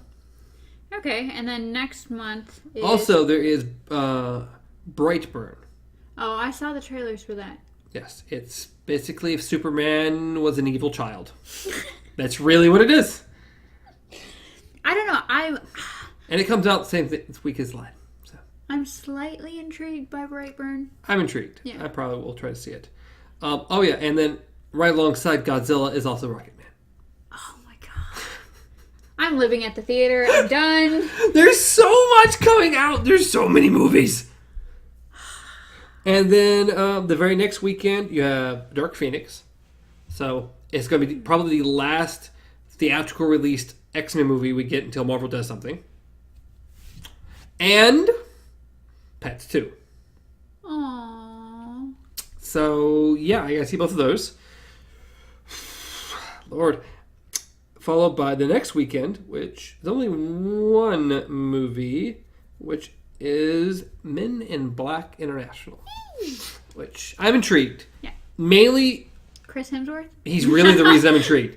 I like Tessa Thompson. She's cool. I really like her as a Valkyrie. I think they work well together. They do work well together. That's why I'm even more intrigued about this movie, because they are working together. Yeah. But Chris Hemsworth in comedy. That man he is gold. He is just pure gold. Ever since he started doing more comedy stuff, I'm like, thank God. Oh my God. Goodbye to the Dark Thor. Yeah. So I'm super happy about that. Followed by June 21st. So it must be July 19th. Yeah. My bad. June 21st. Oh, my brother's birthday. There are 2 movies coming out. One, I plan on seeing. It's Child's Play. I haven't been interested in one in a long time. But there are things about this one I'm like, I can give this new version a try. I'm intrigued. I'm intrigued personally. Personally, I'm intrigued. And the movie I will be, maybe even trying to see Thursday night, Toy Story 4. Oh. So I have to go see Toy Story. I have to. God. I don't That know was if we another need... thing that I saved. I don't know if I'd posted it yet or just liked it, but the whole Tim Allen tweeting about his last day working as Buzz. So I don't know if we needed a Toy Story 4, but we got one, and I'm just hoping it's good. Yeah. Followed by... we might actually... Looks like we might have a break. Yeah, it doesn't seem like there's anything June 28th. No, there's one horror movie, which I will not go see. What? Annabelle. Comes home. Annabelle comes home. Oh, Annabelle comes home. I was like, we've already had Annabelle. It's another one. I don't care about it, so I'm not going to watch that. Maybe. Followed by Spidey on July 5th. Aww, Which truthfully isn't July 5th anymore. It's coming out like July 3rd or 2nd because they pushed it. And another movie that I may or may not go see. Oh, actually 2 other movies that I may... Oh, God. We're living at the theater. God! So many movies. 21 Bridges. Why I'm does that intrigued. sound familiar? Because it has, I forget the guy's name. The guy who plays Black Panther. He stars in it. Oh, It's produced by the Russo brothers. Yes, when I went and saw Endgame the second time, I saw the trailer for it. We must have missed it the first time when we saw it. Yeah, because we got in there late. Yeah. But, yeah. So that looks pretty interesting. So I kind of want to see that. Followed by Stuber. I don't think I've heard anything about that. Oh, this is actually pretty hilarious. It has Dave Bautista, who plays Drax. Yeah. And, oh God, I know his name. Maybe you can look at his face. Which one? Oh. I forget his actual name. Him. He's an Uber driver, and Dave Bautista is like a cop. Or I know, maybe he's not a cop. Anyway, he gets in the Uber driver and wants to follow and do things. Oh, jeez. It looks funny. Because Dave Bautista, another guy, pretty funny when he's a pretty funny guy. But it's funny. Spider-Man, Black Panther, and Drax all have a movie coming out the same weekend. And only Spider-Man's just in his role. Yeah, it's actually Marvel. But it's still funny. Those 3 characters are all... So I want to see all 3 of those. Followed by July 19th being The Lion King. Followed by July 26th, which I will probably definitely go see, Once Upon a Time in Hollywood. The new Quentin Tarantino movie. With Brad Pitt and Leonardo DiCaprio. I saw the trailer for that, yeah. Yes. So yeah. I'm going to make a calendar. All those movies are coming out in the next couple months. I'm going to have a budget, like a saving set aside just for movies, okay? Because there's so many of those I want to see the night before. Or at least opening weekend. There's a lot of good movies coming out in the next 2 months. A lot. Godzilla. I can't wait for Godzilla. Oh, Godzilla. One of my most... Oh my God, it looks so good. I like the other one, but this one looks so much better than the original. Plus, of course, 11. Yeah, I like. That's also coming out like July 5th. Oh, it's Right alongside Stranger Spider-Man is Stranger Things Season 3. So yeah, like a week after Godzilla comes out, or she's in, she'll be in Stranger Things Season 3. Stranger Things is the one show that I've gotten myself to just binge watch, even if it's burned through all the data on my phone. Like, I watched one, and then I watched another, and then another, until I'm finally just through all of them, and I'm like, where are they? It's a great series. It really is great, and I'm really interested to see where they go with Season 3. So I'm very much looking forward to that. We'll be binging that when it comes out, for sure. Definitely. Along with Spider-Man and 21 Bridges and Snooper and all the movies that are coming out. As I said, I'm going to have to make a calendar and see what I can do about all these movies. God, I miss Movie Pass so much. There's a couple of them that I want to see on Thursday night. I definitely want to see Lion King. Oh, also, I mean, over the next several months, I know it skips a month, there's just random Miyazaki movies coming out in theaters too. Oh, yeah. Yeah. I gotta find a time to find one of those two. So those are happening too. Oh, no. What did you say came out on the 21st of this month? A movie. I don't remember which one. I named off a bunch of movies. I know. Toy Story. No, this month. Okay, you're talking about May. I just went to 21st. I just went to the 21st. The weekend. Nothing comes out the 21st. The weekend. 24th. Okay. So the 20th and the 21st, is that a Monday and Tuesday? This falls like right between. Or what is 20 and the 21st? What is that? What days? Well, there's a May 17th. That's John Wick. And then May 24th, which is Aladdin and Brightburn. But so I assume it's a Monday and a Tuesday. What is? May 20th and 21st. Sure. You just have dates? You don't have... No. May 20th is a Monday and May 21st is a Tuesday. That's what I said. That's what I thought. So yeah, directly in between John Wick and Toy Story. Because that's when Nazca at the Valley of the Winds. Oh, Nazca. That's Nazca's 2 days. She only gets 2 days. Nazca. I like Nazca. I really like Nazca. It's one of my favorites. Yeah. If y'all like to donate to the GoFundMe at Beyond Our Focus is Movie Fund. If you want us to go see movies so we can review them for you, let us know. Because we do that so often. So yeah, there's a lot of movies coming out. If we missed anything that y'all know, you let us know. Let us know if there's any strange and interesting indie movies coming out. Because I occasionally like indie movies. Just the off-the-wall, no one's talking about them, underground movies, film festival style. Underground. Not that far underground, guys. I have to go into a bunker. But no, just kind of off the beaten path films. I've seen some pretty good ones. Cloverfield Lane. Under a bunker. In a bunker. Do you see Cloverfield Lane? Cloverfield Lane? Are you talking 10th Cloverfield Lane? 10th Cloverfield. There we go. I murdered. I was like, Cloverfield Lane. I was like, no, because Cloverfield Paradox is the show, and then Cloverfield is the first one. What's the second one called? Clover Paradox was a movie, too. Netflix movie. Netflix movie, yeah, sorry. But, my apologies, okay? It came out on a streaming service. But 10th Cloverfield Lane was pretty awesome. Yeah. It was really good. The ending went a little weird, but other than that, the rest of the movie was pretty great. Yes. Very claustrophobic. So, very good. And John Goodman. Phenomenal. Great actor. Yes. He does crazy pretty well. He does everything pretty well. Yeah. He's done a whole bunch of different things. So, we have reached our, 1 hour and 20 minute mark? Yeah. What do we do? Are you guys ready? We've talked mainly about movies the entire podcast. We can't help it, okay? That makes most of our life up, except, of course, work. There's work. I didn't want to say it, okay? There's this, and there's movies. Well, there's video games. There's video games. I've played The Puppeteer and... Portal? Portals 2. Or Portals. Have you finished it? Yeah.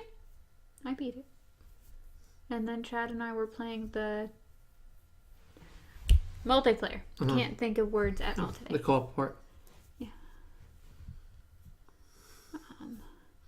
I haven't played much of anything. Playing a little bit of Days Gone. That's been about it. I was wondering how that was going, being that it was a new game, and I know other people who just power through their games right away. So Yeah. It's hard for me to do that these days. It's hard. You mean between work and podcasts and cello and... Yeah, between everything else that I have. Movies and TV and...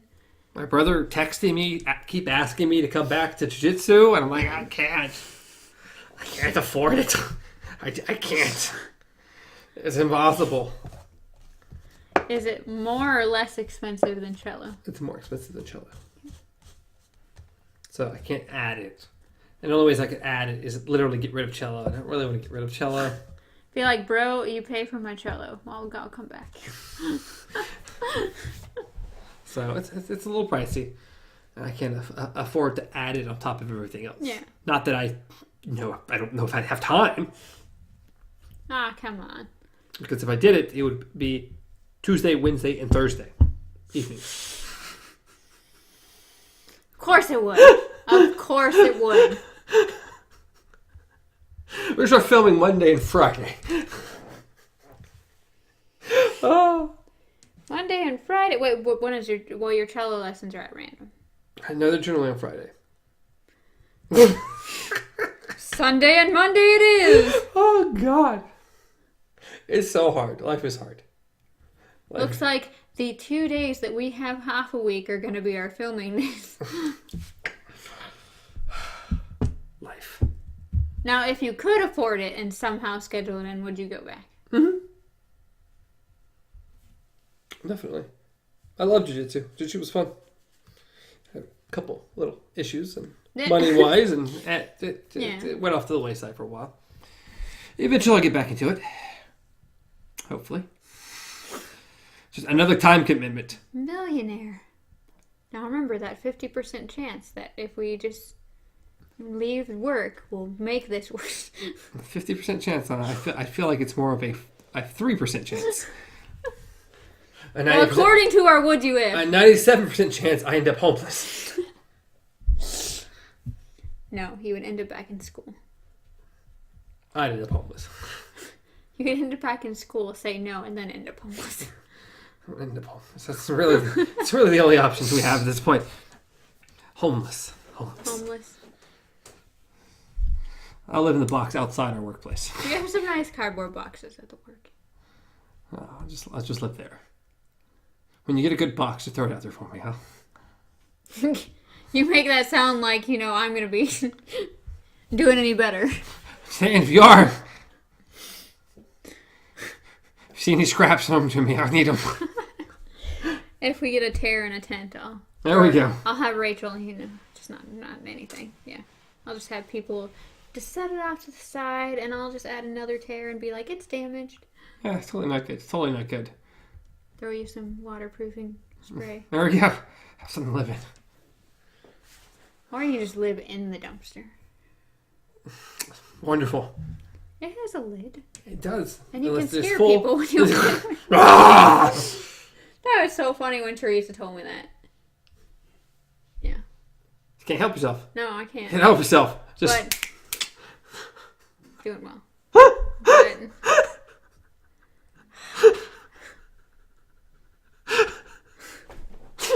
so what were you told? it's pretty horrifying if you were to go out way too early in the morning and open a dumpster door and have someone just be staring at you. Okay? Mm-hmm. Oh no. This morning. So I got good sleep for the first time in a while. I had a terrifying dream. I dreamed that I got up, I got ready for work, and I went to leave. And because I don't turn any lights on or anything, I opened the front door, and someone is standing outside the front door.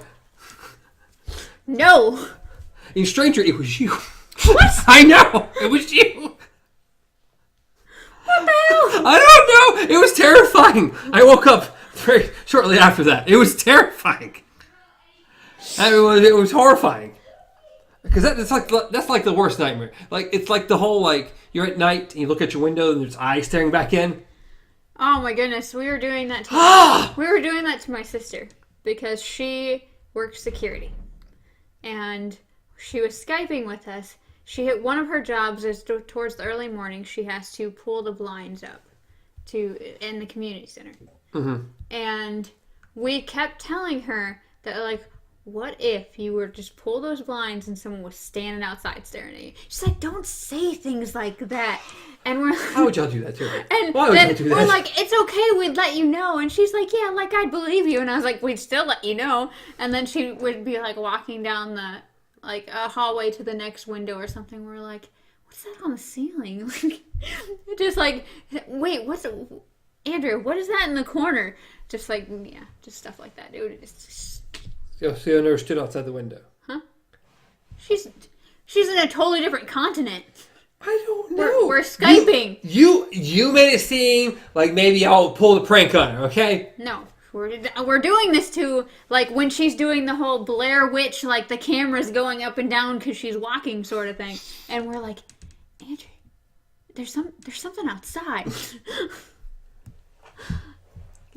We're lovely siblings. That would be terrifying. My dream was terrifying, okay? I have that problem when I first wake up to where I'll wake up, I'll go out into the hallway and I'll close the door and the light switch, it's like another door and then the light switches to the hallway lights. Mm.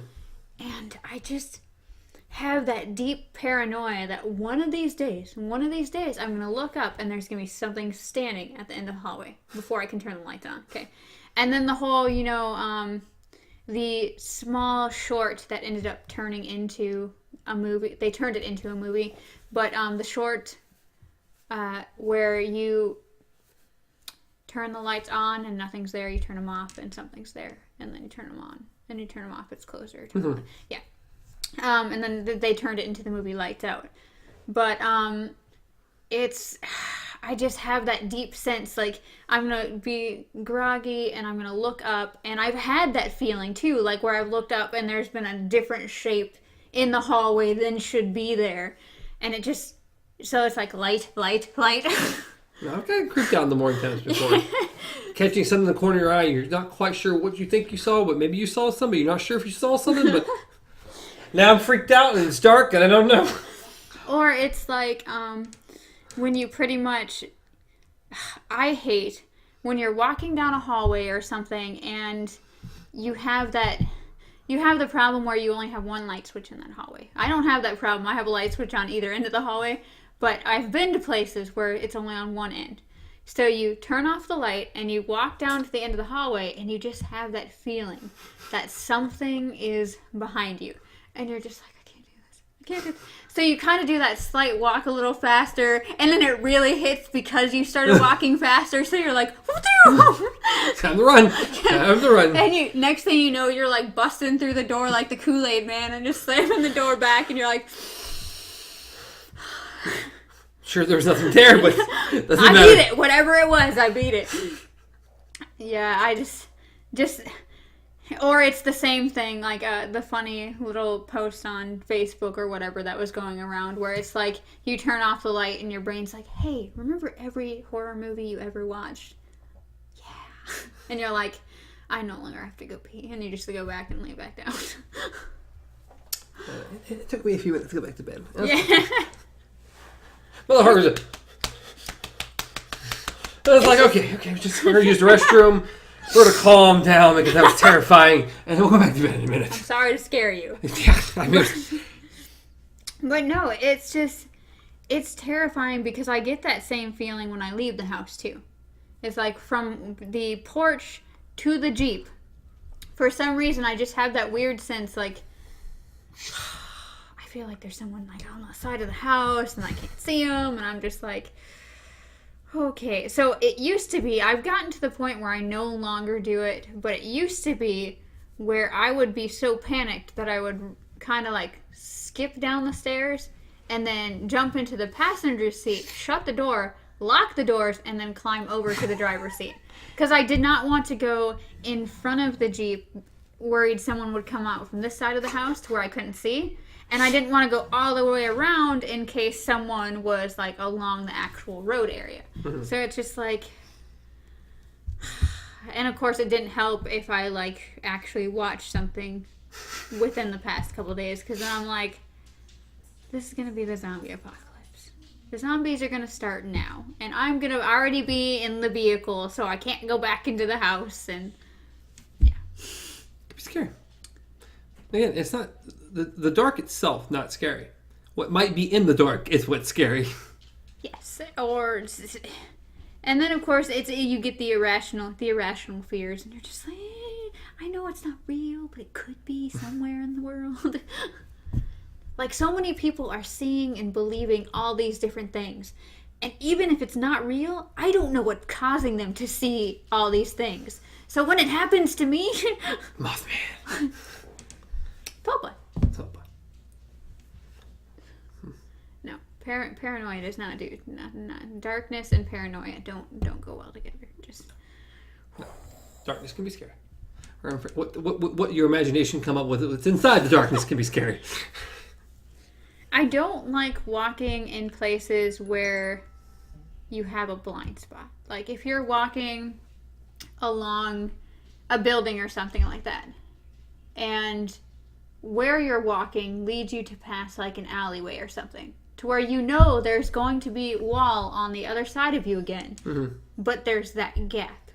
So one, you don't know what's in that gap, and two, even when you pass it, you have like that corner, you see something out of your corner of your eye, and you're like, walk a little faster, and then from that point on, you're like, well, now I'm paranoid, something's behind me, I'm just...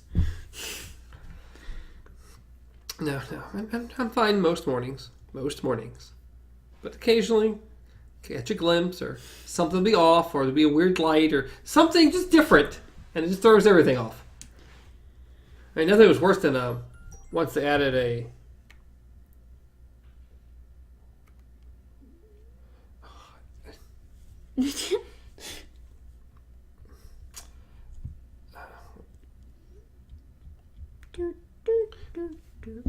But they added a strange mannequin to my department. Oh. that thing scared me so many times because I thought it was a person out of the corner of my eye going around, and it was new, it was different, it was weird. I think it was terrifying. I can't tell you how many times. It even got other people. That S person I talked about earlier did the same thing. We have two that do that. For some reason, there's one mannequin that sits on a table over in the far corner, like, and you pass it every time you go up to like management, stuff like that. Like just on that side of the racetrack, you just pass it, and it's just sitting there. But it's because it hasn't been there for, I think it's only been there for maybe a year now or less. And I don't know if it's just because it's a different color or if it just merges so well with everything else. Every single time I pass it, I kind of just... like, it's just... I don't know what it is. And then also, they put a new little mannequin over in my department. They took it from one end and put it in front of a mirror even. I seen it, yeah. Every single time I pass it, I think there's just a creepy kid just standing right there. And I'm like, I'm done! You can put all the fancy little hats on it you want. You can give it a frisbee and make it look friendly. Every time we'll pass it, nope. No different when they had the mannequins up front. And just working and stuff, I'd catch the glimpse of the front door, and it'd be reflecting in the front door, and I think there's someone up there. Like every time. Creepy stuff. Creepy stuff. Mannequins are creepy have in fun general. Walking out to the Jeep tonight. Be sure to keep all the lights off. You can have fun getting out there. I still feel weird. Like I just, like my first response is always get in Jeep, lock door. Like don't put on seatbelt, don't do anything on lock door, and then it should be check back seat and then lock door. I mean it should be check back seat, hop in vehicle, lock door. I'm always more worried about what's outside the Jeep because I usually lock the Jeep anyways. So mine's hop in Jeep, lock door, slowly check back seat. But it always makes me wonder every single time I think or hear or see anything about that is, what are you going to do if when you turn around to your back seat and there is something? Die of a heart attack. Right then and there. Because that is literally it. You just die. It's over. It's done. You're dead. At that point, even if I didn't, I'd be faking one. That's why I was so terrified when I looked out the door this morning. In my dream, and there was someone there. It was terrifying. But no, literally, like, I think at that point, even if I didn't die from a heart attack, I'd start faking it and hope they freak out and run away. Like, just... No, I'd be just dead. Instant death.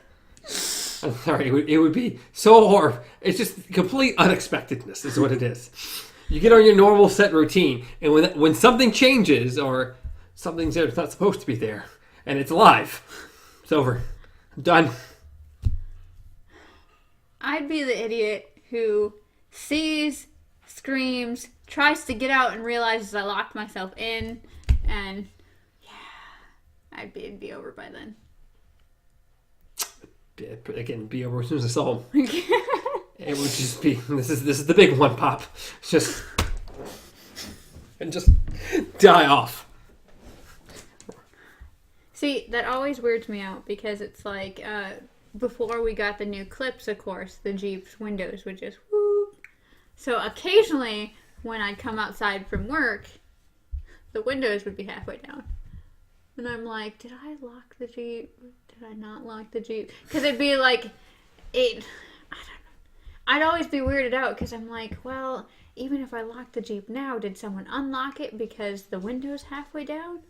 And I'm like, do I check the back seat first before I get in the vehicle? So there has been times where I've literally just gone all the way around the vehicle and then been like, I think I'm good. And then shut the windows. It's just... Our vehicles suck in any kind of survival situation, okay? Mine, if the zombies were to attack, all they'd have to do is just boom, boom, and the windows start coming down. Yours, in order to even get in or out of the vehicles. More out than this at the end. Yeah, that's occasionally, it was like yesterday or the day before, I'd gone to the truck and, the window's halfway down. That's wonderful. I must have not rolled it back up for some reason.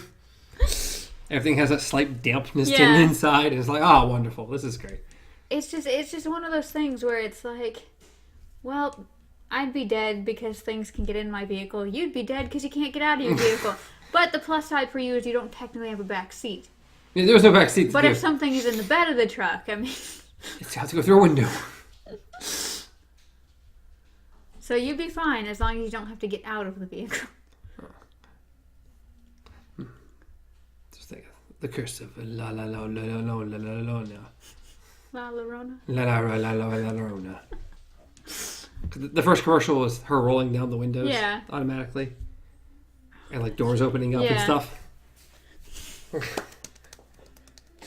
I love creepy stuff. I like when it's done right. It's a little hard to do right. Well, just not even in movies in general. Just like talking about paranoia, talking about the creepy things in the dark, or just talking about situations where it's like, well, like, what would you do if you actually came face to face with a zombie? Die. We've gone over this multiple times. Death. Instant death. You sound like an old man. Like, instant heart attack. I can't take it. Where's McCain? Because, let's see. One of the, what was it? The original Ring movie. Mm-hmm. Creeped me out. It really creeped me out, the original one. Between that and I think different things.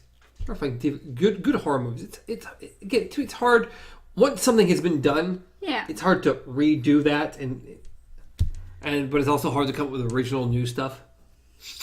To me, the one movie that I didn't really care for, like I tried watching it and I fell asleep through it, woke up towards the ending and was kind of like, but apparently is like now a cult favorite from people, is It Follows. I've never seen it. I've heard things. It's good. I've heard so many good things about it, but I've heard so many good things about it. From what I saw, though, I was like, it didn't really, maybe I was just too tired, but it didn't really interest me. Then I fell asleep, and when I woke up, I was like, I don't really care to try to I almost said rewind as though it was a VHS tape, but... That's how I felt about The Witch. I liked The Witch probably. I only saw it the one time, though, and it was a long time. I saw it because I heard good things. It's like, well, this is mostly boring. I liked the end, but that was it. Yeah, to me, that was another thing, is that it got hyped up so much that I was expecting more from it, and it just turned out to be too... I don't know. I was unimpressed. Yeah. Very unimpressed. But I don't know. It's hard to. It gets hard to good horror. It's really hard to do good. I'm trying to think of some decent ones, and I can't even think of good ones at the moment. It's so hard. I will always say, no matter what. What I think it was one of the Conjuring movies. I don't even know. The Conjuring. Oh, no, maybe it wasn't The Conjuring. I liked the Insidious the first time I saw it. I hadn't even seen. I haven't seen any of them. I'm talking about the commercial to a horror movie. It's like, it's the first one or something. And a nun. The nun going through the dark. Yeah, The Nun. Was it called The Nun? No, I don't think this was called The Nun.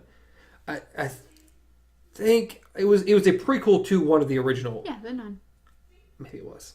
Anyway, but there was a nun going through a dark, dark hallway. It's like, okay, something's going to pop up on her. And then you see something come up behind her, like, oh, here it comes. And she looks one way, she looks back. There's nothing behind her, like, oh, there's nothing. And it pops from the side of the screen and grabs her. Yeah. Like, holy mother of God.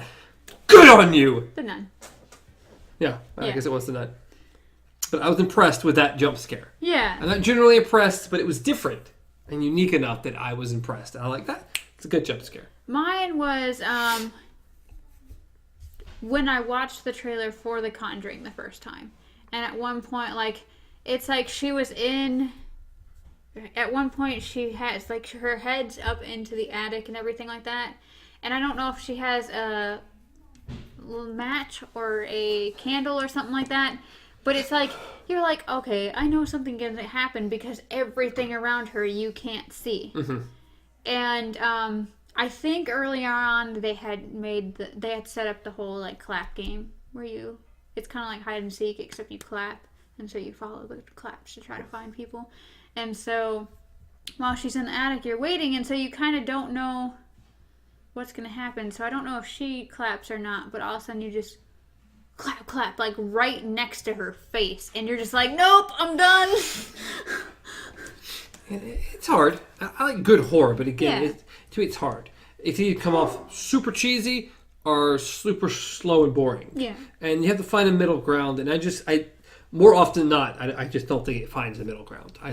If you haven't watched it, I think you might actually enjoy it. The movie Sinister. No, I haven't. I don't remember what it's about at the moment. It's about a crime novelist, pretty much, who he and his family move into a new town, and he finds... I will say I liked the first episode of the oh god, it's on Netflix, The Haunting of Hill House. Yes, that was really good. I've only seen the first episode. I would like to see more. I've only seen the first episode, but it looked really interesting. But no, Sinister is pretty much a novelist moves into a new place because a crime happened there or whatever, a mysterious crime, and he ends up finding film reels. This sounds very familiar. Maybe I've seen the commercial for this. Yeah, like it pretty much just film reels of people dying, like getting killed. And so he doesn't know whether to turn them over or just keep writing his thing. I thought it was amazing. It's probably one of my favorites. I have it, but it's on a flash drive. So you'd have to, I guess you could plug it into your PlayStation, whatever, too. It might work. But no, I don't have a disc version. I have it on a flash drive. Yes, I do remember seeing the commercials for that. Oh, no, I do have it on a disc. Sorry. I forgot. It's a disc with a bunch of different movies on it. But yeah, sorry. Go ahead. Oh, I'm saying. Yeah. I remember seeing the commercials for it, but... I think you would get a kick out of that. It's hard. Horror movies are hard for me. Yeah. I'm picky. I don't just go for, it's horror, so I'm watching it.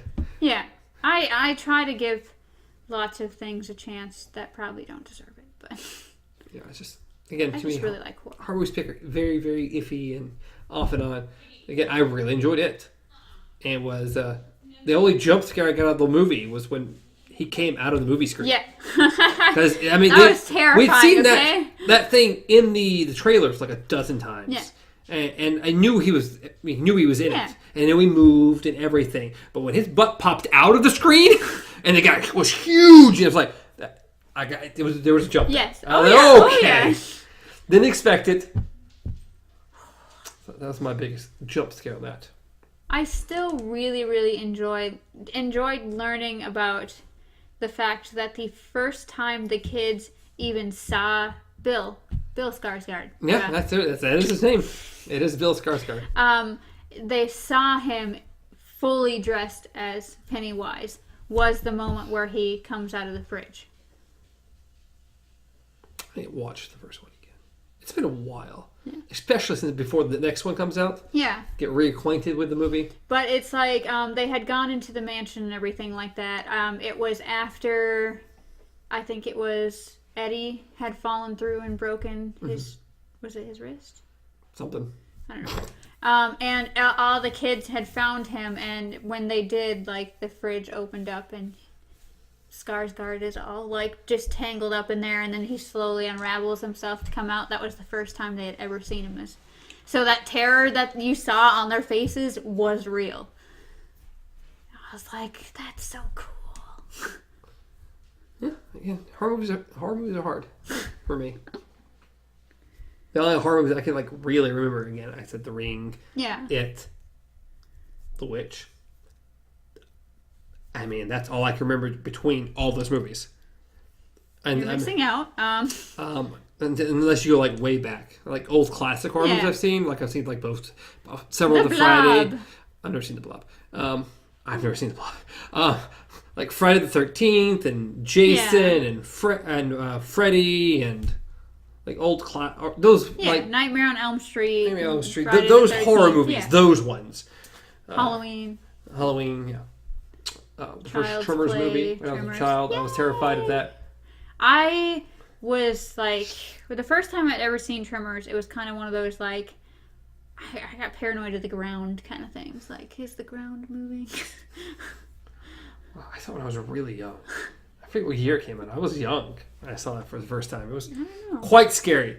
I think, what was it? Hellraiser. I think we refused to watch Hellraiser when we were young. Like, nope, this is way too much. Mine was 1990. So a year after I was born. I feel like I was older than 3. But I was definitely young. First off, did you see that they're making another one? They already have a trailer for it. What, Tremors? Yes. I think I heard they were making another one. Not that we need. I think it's called Tremors again. Like it's Tremors, just Tremors. I think it would be called The Tremors or something to separate it from the very first one. But it's Kevin Bacon again. We haven't seen. Yeah, he is back, and he is the main star of this one. I didn't see Bert. So you're telling me he's fallen so low that he's willing to play in a Tremors movie again? But pretty much... Is Kevin Bacon not doing anything else? God, I haven't seen Kevin Bacon in anything in a while. No. Yeah, so he really has fallen that low. But I didn't see Bert, and I didn't see the other guy. I mean, Bert needs to be in it. He's been like in all of them. I know. I love Bert. I can't remember his name. Because it was... Who was the other guy? I don't know. I can't remember his name. Either way, Kevin Bacon comes back to perfection and tries to tell everyone that, Tremors are back. And they're like, you're wrong. They're not back. You just want them to be back so that you can have your fame and stuff again. Do we need another one? Probably not, but it's Tremors, so I'll probably give it a chance. The last thing I saw Kevin Bacon in was that TV series, The Following. Oh my god, that was so good. I watched the first 2 seasons. I haven't seen the 3rd season. I don't know. I don't know if I've seen the 3rd season. I just remember it being really good. I remember enjoying it. That's the thing. It was good. It's just that it's a last thing I remember actually seeing him in. But I guess, again, he's fallen so low. Apparently he can't get anything else that he's going to play in Tremors again. Being mean to Kevin Bacon. Greatest man alive. The hero. Oh, the God. Hero. The hero, Kevin Bacon. Here, just...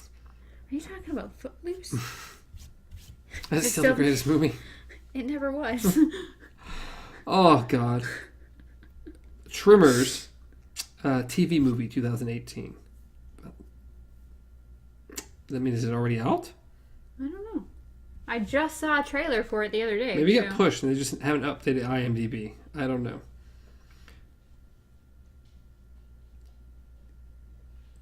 Okay. I mean, supposedly he's been in some stuff. I don't recognize any of it, so that's not good. Well, it says... Yep, there we go. It says Tremors reboot pilot starring Kevin Bacon not going forward.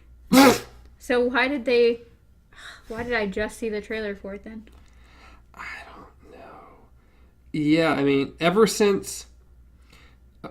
basically 2015 was the last time he had up anything of any note. Which was that movie Black Mass. Oh, okay. Yeah, I know what one you're talking about. That and The Following ended in 2015. Oh. Since then, yeah, some movie called The Darkness. Oh, I saw that one. I don't know what it is. A movie called Patriots Day. I think I saw that one. A TV series he had 8 episodes in called I Love Dick. Didn't see that one. Yeah. A TV movie. If it's a TV movie, you know we're getting bad.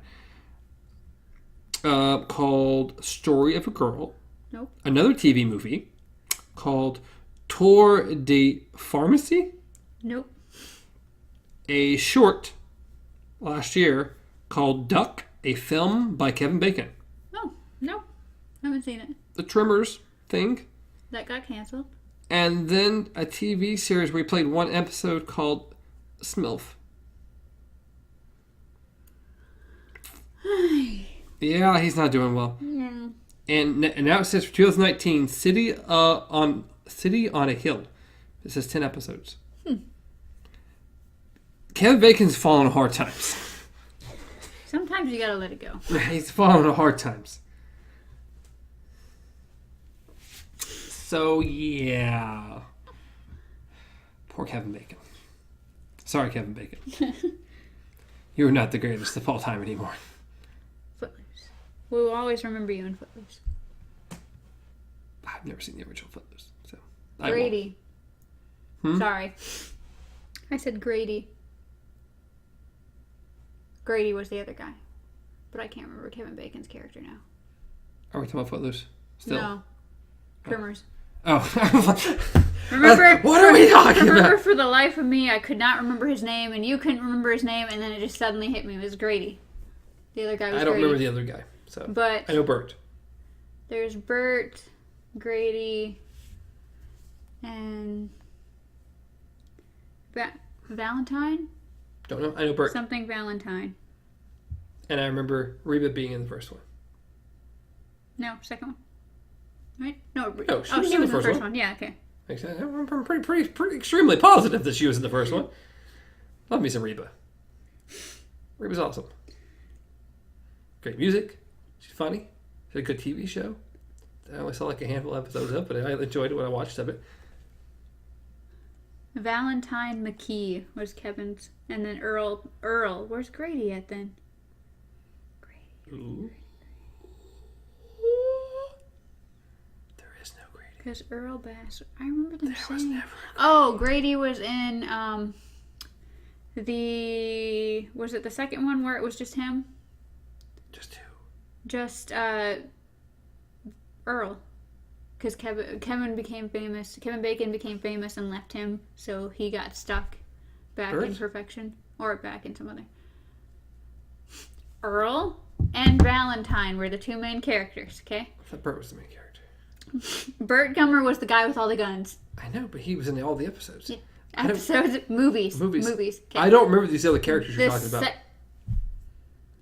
It's been a long time. The main characters.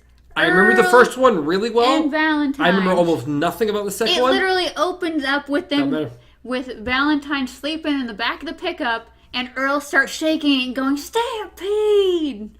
Don't remember that. Okay. It's been a long time since I've seen Or no, I think it's the opposite. I think Valentine. I just remember the heat-seeking little creatures. The Shriekers. So, it's been a long time, okay? So I do not remember these characters at all. Wow, I typed in 2 and it went to 4 trimmers, so it turned into 2 trimmers. Grady, I want to say Grady was in the second one.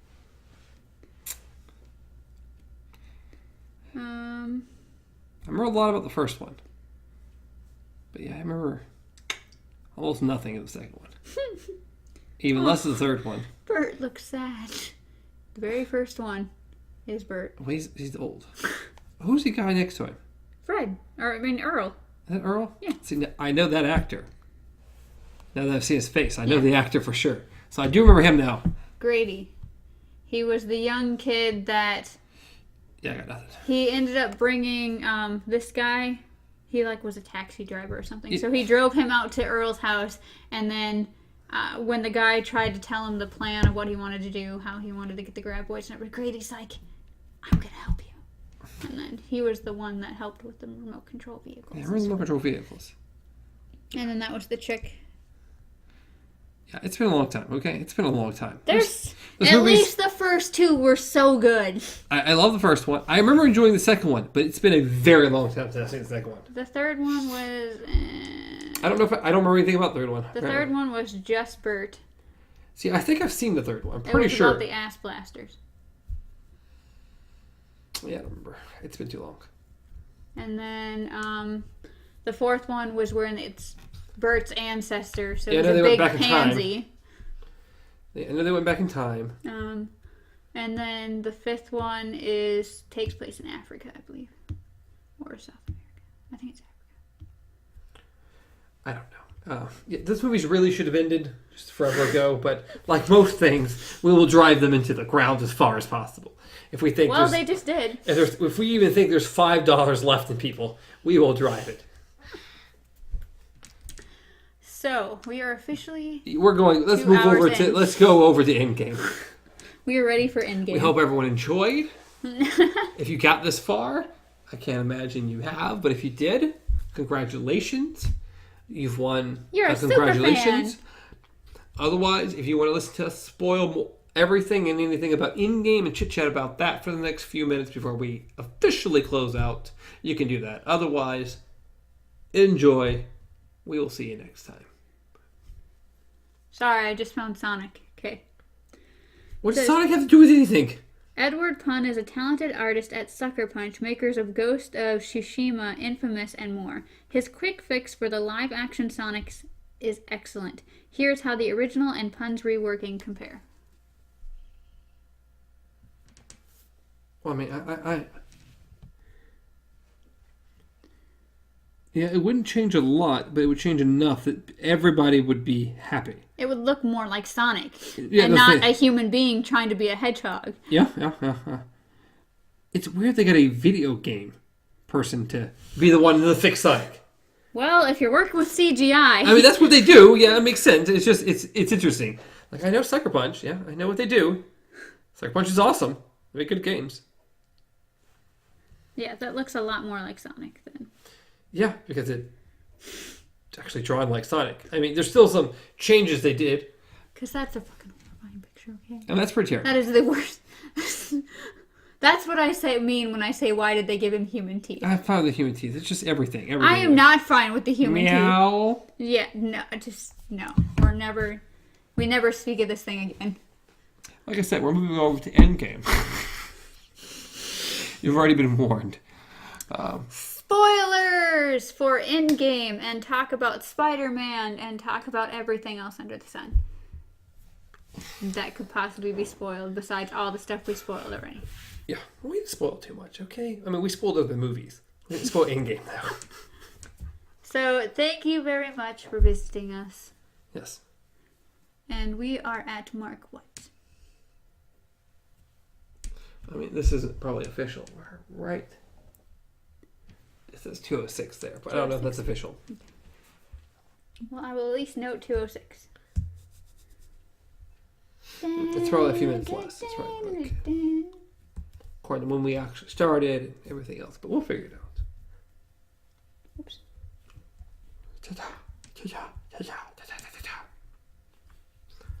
I don't know. I just randomly sent it in Slack. That works. That works. All right, you've had more than enough time. You're like, oh, 0206. Okay, so 2 minutes in.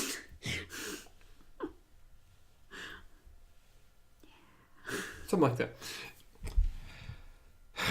Where do we want to start? Endgame. There's so much about Endgame. Well, first, they, once again, didn't spoil anything in the initial trailers before the movie came out. Yeah, There's quite a few scenes in the trailer that aren't in the movie at all. No, I noticed quite that. a few scenes. Why do I feel like I heard something about that? Because it was all over Facebook. No. It's probably why. I've seen a bunch of things about them saying, oh, all the scenes that were not in the movie.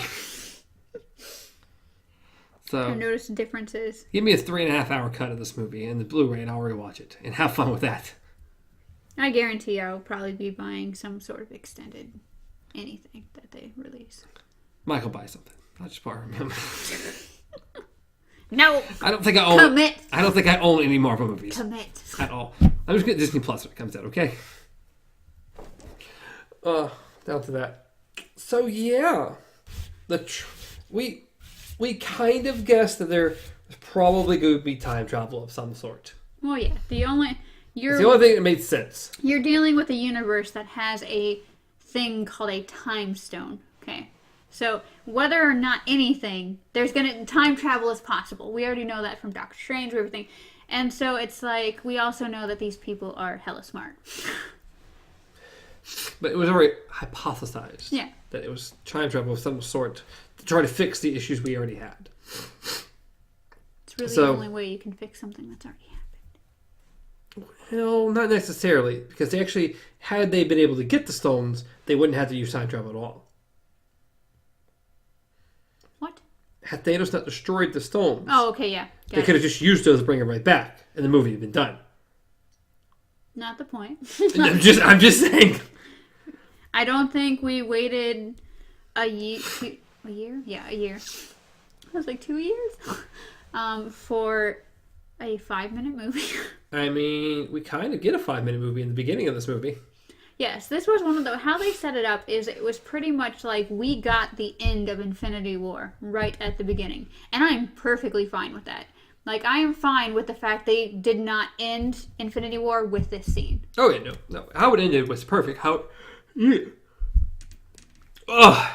I mean, it is that time, it's way that time, but it ended exactly like it needed to end it. And this one picked up with Hawkeye losing his family. Which, I mean, as soon as you see him and his family, like, oh yeah, they're gone. Oh yeah. They're gone. You guys are way too happy for this, so... So they were gone. And then we immediately... What?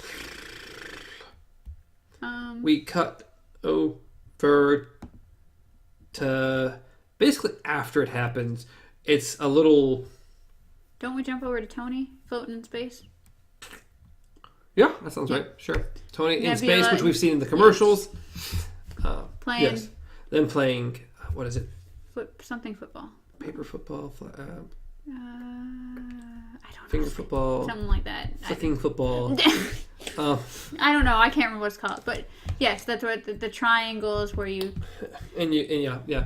And it's kind of a touching moment between Tony and Nebula, who's just this rock. Like, the first time she hits it, it's like... It's like... Well, he hits it at her, yeah. And she's doing this, and he goes, click, click.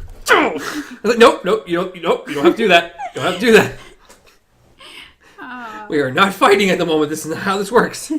This is a game. So that was cute and fun. Yeah. And then we move over with him. We saw the commercials about him turning on the helmet and giving the speech. Yes. And then enters our first view of Captain Marvel in the Avengers in this world. film. Yeah.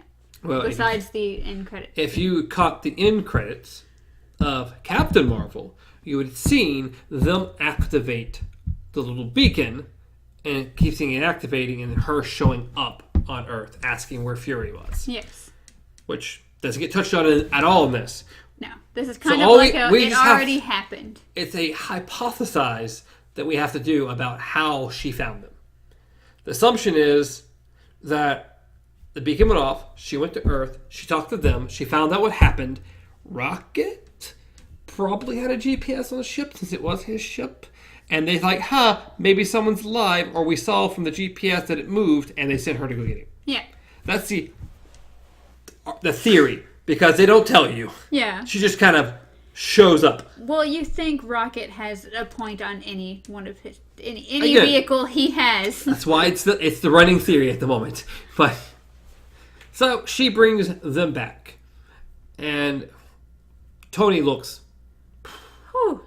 He looks rough. Yeah. He looks rough. He's very thin. Emaciated. He is disgruntled, obviously. Like, at first he seems fine, but then as soon as they get into conversation about what happened and what they can do to fix it, he's like...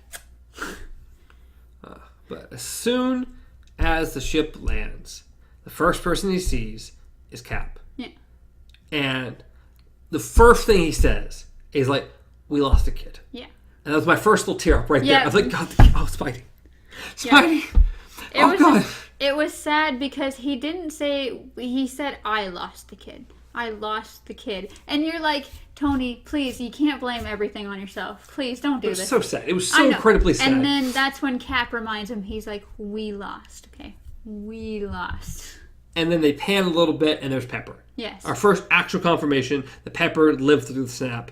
And that was one of the things he mentioned in his videos. He's like, unless you... Well, I really hope you didn't. And then moves on with his speech. And it's like... Oh. So it's very sad. And we go inside, and, well, Tony's not having Cap's crap. No. About things, and he's like, I told you we could lose. And you were like, well, we'll do that together, too. Yeah. We did. We lost. He's like, and you weren't there. Yes. He's like, liar. I was like, he's very upset. God. At some point, I'm not 100% sure, Rocket chimes in, and he's like, up until this exact point, I thought you were Build-A-Bear. Yeah. Well, and then of course at one point, he's like, what's wrong with him? And he points at Thor, and he's like, he feels like he's a failure. Like, he feels like he lost, or he feels like a failure. He's like, which he technically did. Rocket. Thor. He feels like a giant failure, which technically... Everyone did. Everyone feels like a failure. Yeah. Rocket's great in this. They really let Rocket shine in this movie. More so than I think they had to. Yeah. Well, they had to keep Guardians alive within this until it's Guardians... still interesting that it was Rocket. Yes. Not anyone else part of the group, but Rocket. He's, again, great. I think it needed to be. For one, his piece of the puzzle as far as the humor went and the snapbacks and everything. He also is one of the ones that has a major tech background. He would be able to help build things. He would be able to help, not only that, but he also has knowledge of the other planets and everything that happened. And he also works really well with Thor. Yeah. So anyway. And there's about 1,000,001 names that you can call Rocket to add humor. So. He's great. Rabbit was the big one in this one. Yes, once again. Was Rabbit. Carrying over from the last one. So yeah, and then Tony, they go back and forth a little bit. Tony rips his little IV out, rips his chest piece off, and puts in Cap's hand. Yeah. He says, okay, so the next time you see him, put this on and go hide. Yeah, pretty much. Because Thanos is unbeatable. Yes. And then Tony basically falls out. Yeah. Tony's jacked up. Tony falls out. To which they stayed him and just let him do his thing. And then Captain Marvel's like, hey, I'm going to get Thanos. And everyone's like, do you know where he is? Do you know what you're doing? It's like, we kind of work as a team around here. And Nebula's all like, well, I know where he's at. Yeah. Which was strange. Someone else pointed out, like, Nebula says she knows where he's at. He's in the garden. And then immediately after, Rocket's like, I know where he's at. Like, do you know where he's at? Do you know where he's at? It's like, we were just talking about it. Why didn't you chime in saying we found this wave that hit? Yeah, it's a little bit weird. But it's like, there's a massive energy source when he snapped his fingers and did it here. Well, not too long ago, there's a giant energy source, once again, the same thing, on this planet. And that's where we need to go. So, giddy up, cowboys, let's go! So, of course, we pan to Thanos, who is pretty much going through his garden. He picks up something, and then you start to realize, dude, you're not in the best shape. Like, first you can see how badly damaged his hand is still. Like, his hand. His gauntlet. Yeah.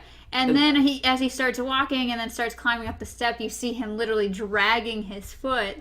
The second time that I watched it, there was, of course, an elderly woman next to me, and then I believe her husband or something sitting next to her.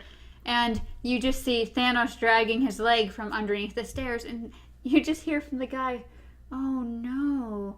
And she's like, "That's the bad guy." And he's like, "Oh." It was just the cutest thing ever. But it's still, once again, so good how they portray Thanos. Yes. He is a phenomenal villain. He's been so good. In the first movie, he is great. Supposedly, they cut some of his backstory, which I kind of wish they wouldn't have. Because it would have been cooler to see more of him in that movie. Because it was a little bit more his movie. Yeah. But he was a great, great villain. And in this, I mean, just starting off with, you can sympathize with him. Yeah. And he's not the same great villain as he was in the first one, but he's still a great villain. But even to go as far as, of course, he's there, he's preparing his meal, whatever, they bust in, everything like that. Oh, do they ever bust in? They bust in. Captain Marvel has him around the throat. Someone has his right hand. Hulk Banner. Bruce Banner pops up in the Hulkbuster armor, grabs his other hand through the floor. Yeah. And then Thor just comes in with his axe and chops his hand off. There was no waiting, there's no break, there's no nothing. Chops it off. Pretty much everything they should have done. Yeah, everything he should have done to begin with.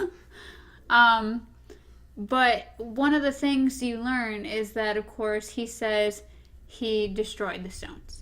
It's like he used this. You use them, and it's like, yeah, I used the stones to destroy the stones because after they've served their purpose, it's nothing but a temptation. Mm-hmm. So it's like, what a perfect villain to know that he did this horrible thing, but he knows that that's all he wanted to do, and destroys the most powerful... horrible thing. In his opinion, well, yes, it was not horrible. He saved the universe, in his opinion. Yes. But still, in our eyes, losing everybody, whatever, in anybody's, the superhero's eyes, to the good characters, you want to call it, he has caused the worst crime ever in history. Yet, he knows to leave well enough alone. He's like, they have served their purpose. Now, just leaving to them exist is just a calling card for anyone to use them badly, pretty much. Yeah. So just get rid of them. We don't need them anymore, pretty much. The world does not need them anymore. And it's just like, you're amazing, but I hate you. He's a great villain. He really is a great villain. Josh Brolin has done a great job portraying Thanos in these movies. He's really, really good. Yeah. So yeah, they're holding him, and it's like, you've got to be lying. And Nebula's like, well, my father is many things, but he's not a liar. Yeah. And then Thanos goes into, like, thank you, daughter. I should have been more kind or something. Yeah, like, maybe I feel I've treated you too harshly. And then Thanos' head's on the floor. And Rocket, of course, is like, what did you do? I went for the head. Which was the main thing between Thanos and Thor at the end of Infinity War, was you should have gone for the head. Yep. Well, he did. A little too late, but yes, he did. It's smidge too late. So, yeah, we've started off this movie. We've gotten not very far in, and Thanos is dead. Yeah. The stones are destroyed, and Thanos is dead. As I said, if they were going to do a mini short between the two movies, this would have been it. Because it's the perfect ending. It is the end of Infinity War, but they couldn't have ended it any better than it did. Yeah. So, You had to end it with a snap. Yeah. You had to. So it's like this one section, yes, if you're watching it multiple times, does make the beginning of the movie a little bit slower. Still, it's needed. No, it's needed. It sets up greatly. And then we cut over to a black screen that just says 5 years later. Which is a huge time gap. I mean, it is a big time gap. So everyone at this point has been living just whatever they can for the last 5 years.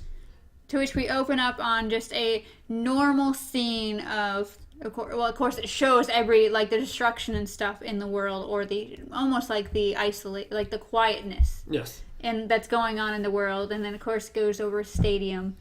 And then it goes into a room where you have a circle of guys just talking about life as it is now. As it is now. Cap leading this talk. And God, I don't know the difference between Joe and Anthony Russo. Oh, I know. The guy talking, the main guy talking, okay. is the Russo. Oh, I didn't He's know one of that. the Russo brothers. Yeah, Steve's. Woo. Yeah. Well, I forget which Russo he is, but he is one of the Russo brothers. Talking about the date he went on. Yeah. And how his date cried during the appetizers. Yeah, they're bringing the salads. And then he's like, and then I cried. At dessert. Yeah, so. And it's just like, hey, but that's we are great. going to see each other again. Exactly. It's like, that's great. You're moving on. You're doing something. Yeah. And it's like Cap always has the best speeches. Of course he does. He has that motivational power. He's the best of all of us. Period. And this movie pushes that even further. Cap is the best of us. And he was like, he pretty much is just like, I know it's hard, but we are the world now. We got to take it back. Like, it's got to be up to us. We got to do better. Yeah. Otherwise, Thanos should have killed all of us. Yeah. It's like we have to do something with the world. Which, I mean, if you really think about it, maybe a little foreshadowing there. Maybe Thanos should have killed all of us. Yeah. You know what? I think Thanos agrees. Yeah. He agrees now that you guys have been pestering him this entire time. Well, technically, that was the 2014 Thanos, so. Yeah, but it's still. So, yeah. And then we cut over to Avengers. What's the complex called? Oh, Avengers I don't Complex remember. or whatever. I think, It's the building. It's not Avenger Tower anymore because we're not in the tower. Yeah. We're in the complex or whatever it's called. And cut the Black Widow talking to a bunch of holograms. Yes, we have War Machine, Rocket. Yeah, it's like War Machine. We have Captain Marvel. We have, I can't remember her name. Someone said it the other day. Black Panther's right-hand girl. Yes. I don't know her name. And then we have Rocket and Nebula on the end. Yes, and Rocket and Nebula. And just kind of getting over reports about what's going on. Rocket's pissed because they got sent to a garbage ship, pretty much. You see garbage planet. Not Scarlet. I want to say Scarlett Johansson. Oh, I was like, but there's also another character called Witch. Scarlet Witch. But Black Widow, Natasha, is leading things now. And you also see that she's not really let herself go in the same way as another character. Yeah. But her red hair has started definitely to just come through and the blonde, and she does not care in the least. No, she definitely doesn't care. So, chit chat. We learned that Captain Marvel is not going to be around for a while because she's got apparently the same thing that's happening here is happening on other planets. So she's going to be. She's dealing with other things. Yeah. She's cut her hair as well. Yes. Much shorter. Much more how the comics are. Yeah, she's gone to the comic book look of Mark. Because Rocket makes a snide remark about that. Does. Like, oh, she's like, I'm not going to be back for a while. And he's like, oh, you going to get another haircut? Pretty much. So, but after that, they go away, and good old War Machine sticks around for a minute. And it's like, yeah, Barton is, there's been another incident down in Mexico. Yeah. It looks like the cartel, they didn't even get their guns out. Yeah. And it's like, she's like, okay. And he's like, I don't even know if I want to find him anymore. And it kind of ends with her telling him, hey, find him. Yeah. Just Let find me him. know when you find him. And see, this was one of the major questions that Jeremy Renner got slammed with all through this entire, like, leading up to Endgame was, oh, is Ronan gonna appear? Are you gonna be Ronan? Does your character change into Ronan in this film? And he had to keep avoiding it the entire time. Well, I mean, as soon as we saw the trailer, we knew. Either way, like... I was the first trailer, they show him, and he has that haircut, and it looks like it's Tokyo. It's like everyone, it's Ronan. We all know it's Ronan. Yes, but that was one of the major questions that before the trailer got released that everybody was just slamming him with. And so luckily, most of his interviews was actually with, is it Paul Rudd? I mean, that is a character. Yes, that's not a character, that's an actor. It's an actor who plays a character in this film. But yes, most of his interviews were done with Paul Rudd. Just the two of them were just, most of the interviews was just the two of them. And they were able to just play off each other so much that they could avoid any question anybody asked them. To the point where apparently they came up with a fake movie to talk about. You can't spoil things. And I'm so happy they didn't. So yeah, they leave, and she's just not doing well. You can tell she is not doing well. And Cap's there. Yeah, she's eating a peanut butter sandwich. Yes, she is. And he's like, well, I'd offer to cook dinner for you, but you look miserable enough. Well, does that mean, Cap, you can't cook? Like, you hinted at something? He kind of starts going to a speech, to which she immediately cuts him off and like, hey, if you do this, I'm going to hit you in the head with this peanut butter sandwich. If you tell me to look on the bright side. And then we get the speech from the commercial. Yeah. But we tell people to move on. Yeah. But not us. Well, it's like the reason why she was going to hit him with the peanut butter sandwich is because he said something. He said the whales. Like, I saw whales. Well, it's his inspirational speech. Yeah. It's what he does. I saw whales. It means cleaner oceans. And it's like, Cap, we know you're all uplifting and great and everything, but not all of us can be there. So, yes, they have their moment. She's like... he pretty much says we both need to get a life. And she's like, you first. Another foreshadowing moment right there. Yeah. For both, that was a major other foreshadow moment. Yeah, lots of small foreshadowings. Yeah. To which we go to an abandoned warehouse? Yes. It leads, I think that's where we go. It's not an abandoned warehouse. It's a storage area. Thing. And then you see on the fenced-in area Lang. And you're like, I wonder who Lang is. Yeah, we see his van. Yeah. And it's like, oh, it's all abandoned and stuff. And there's a rat.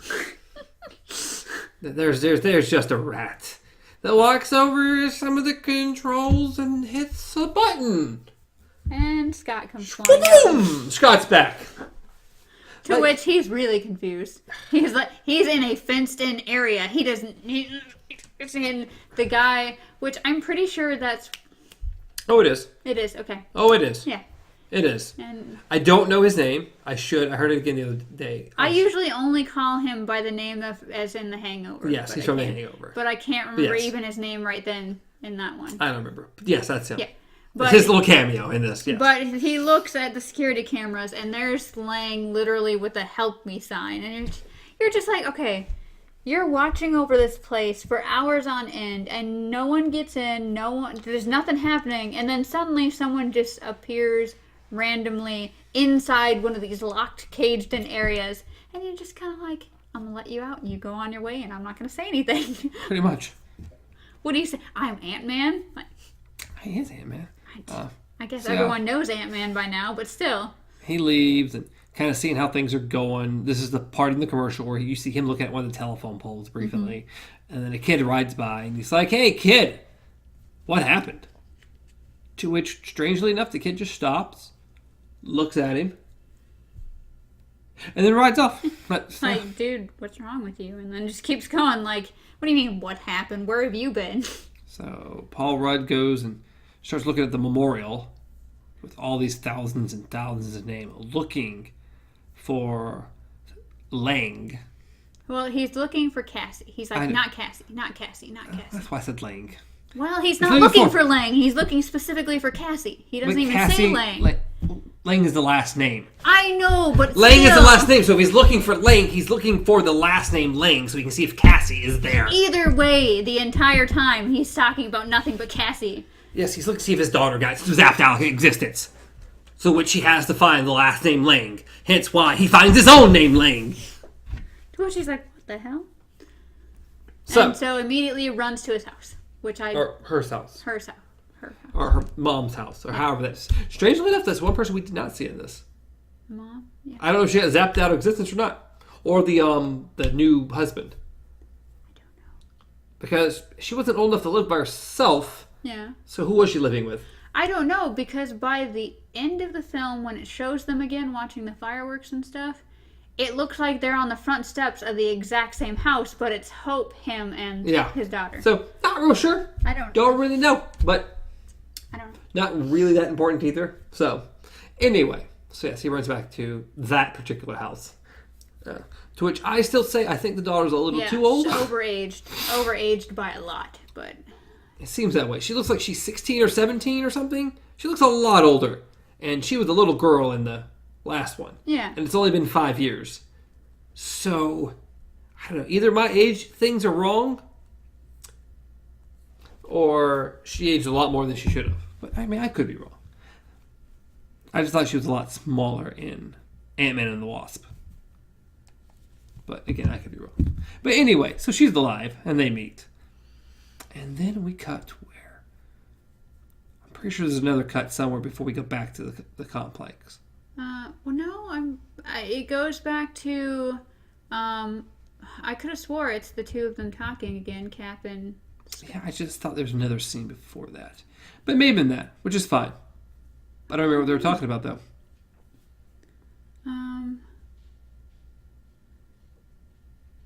Doesn't matter. It really doesn't. I don't know. I mean, at this current pace of how fast we're getting through this plot, we're going to be here for 27 hours. So we might want to speed ahead. Well, why don't we just hit the main points of what we liked and what was questionable, all the exciting, happy stuff. Or a very quick recap. Basically, Scott goes there. They're like, "Oh, Scott, what's going on?" Or he's Let's time travel.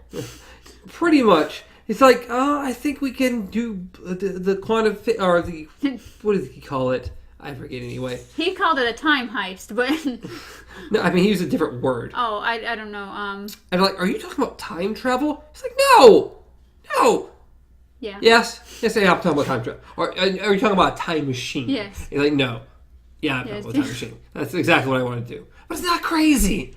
And then they go visit Tony. Yeah. And we find out Tony has a daughter. Tony has a kid. Yes. Go figure. He's with Pepper. They have a kid. They live out in the middle of nowhere. A fancy blue helmet. Yes. Nice little corp about Mom never wears anything I get her. That's great. Which is great. They show up. He's like, okay, so what are you even talking about? And so he goes into it, and then Tony starts slamming out all these big words, and it's like, pretty much, it's you got lucky. That's how you got back. You got lucky. Exactly.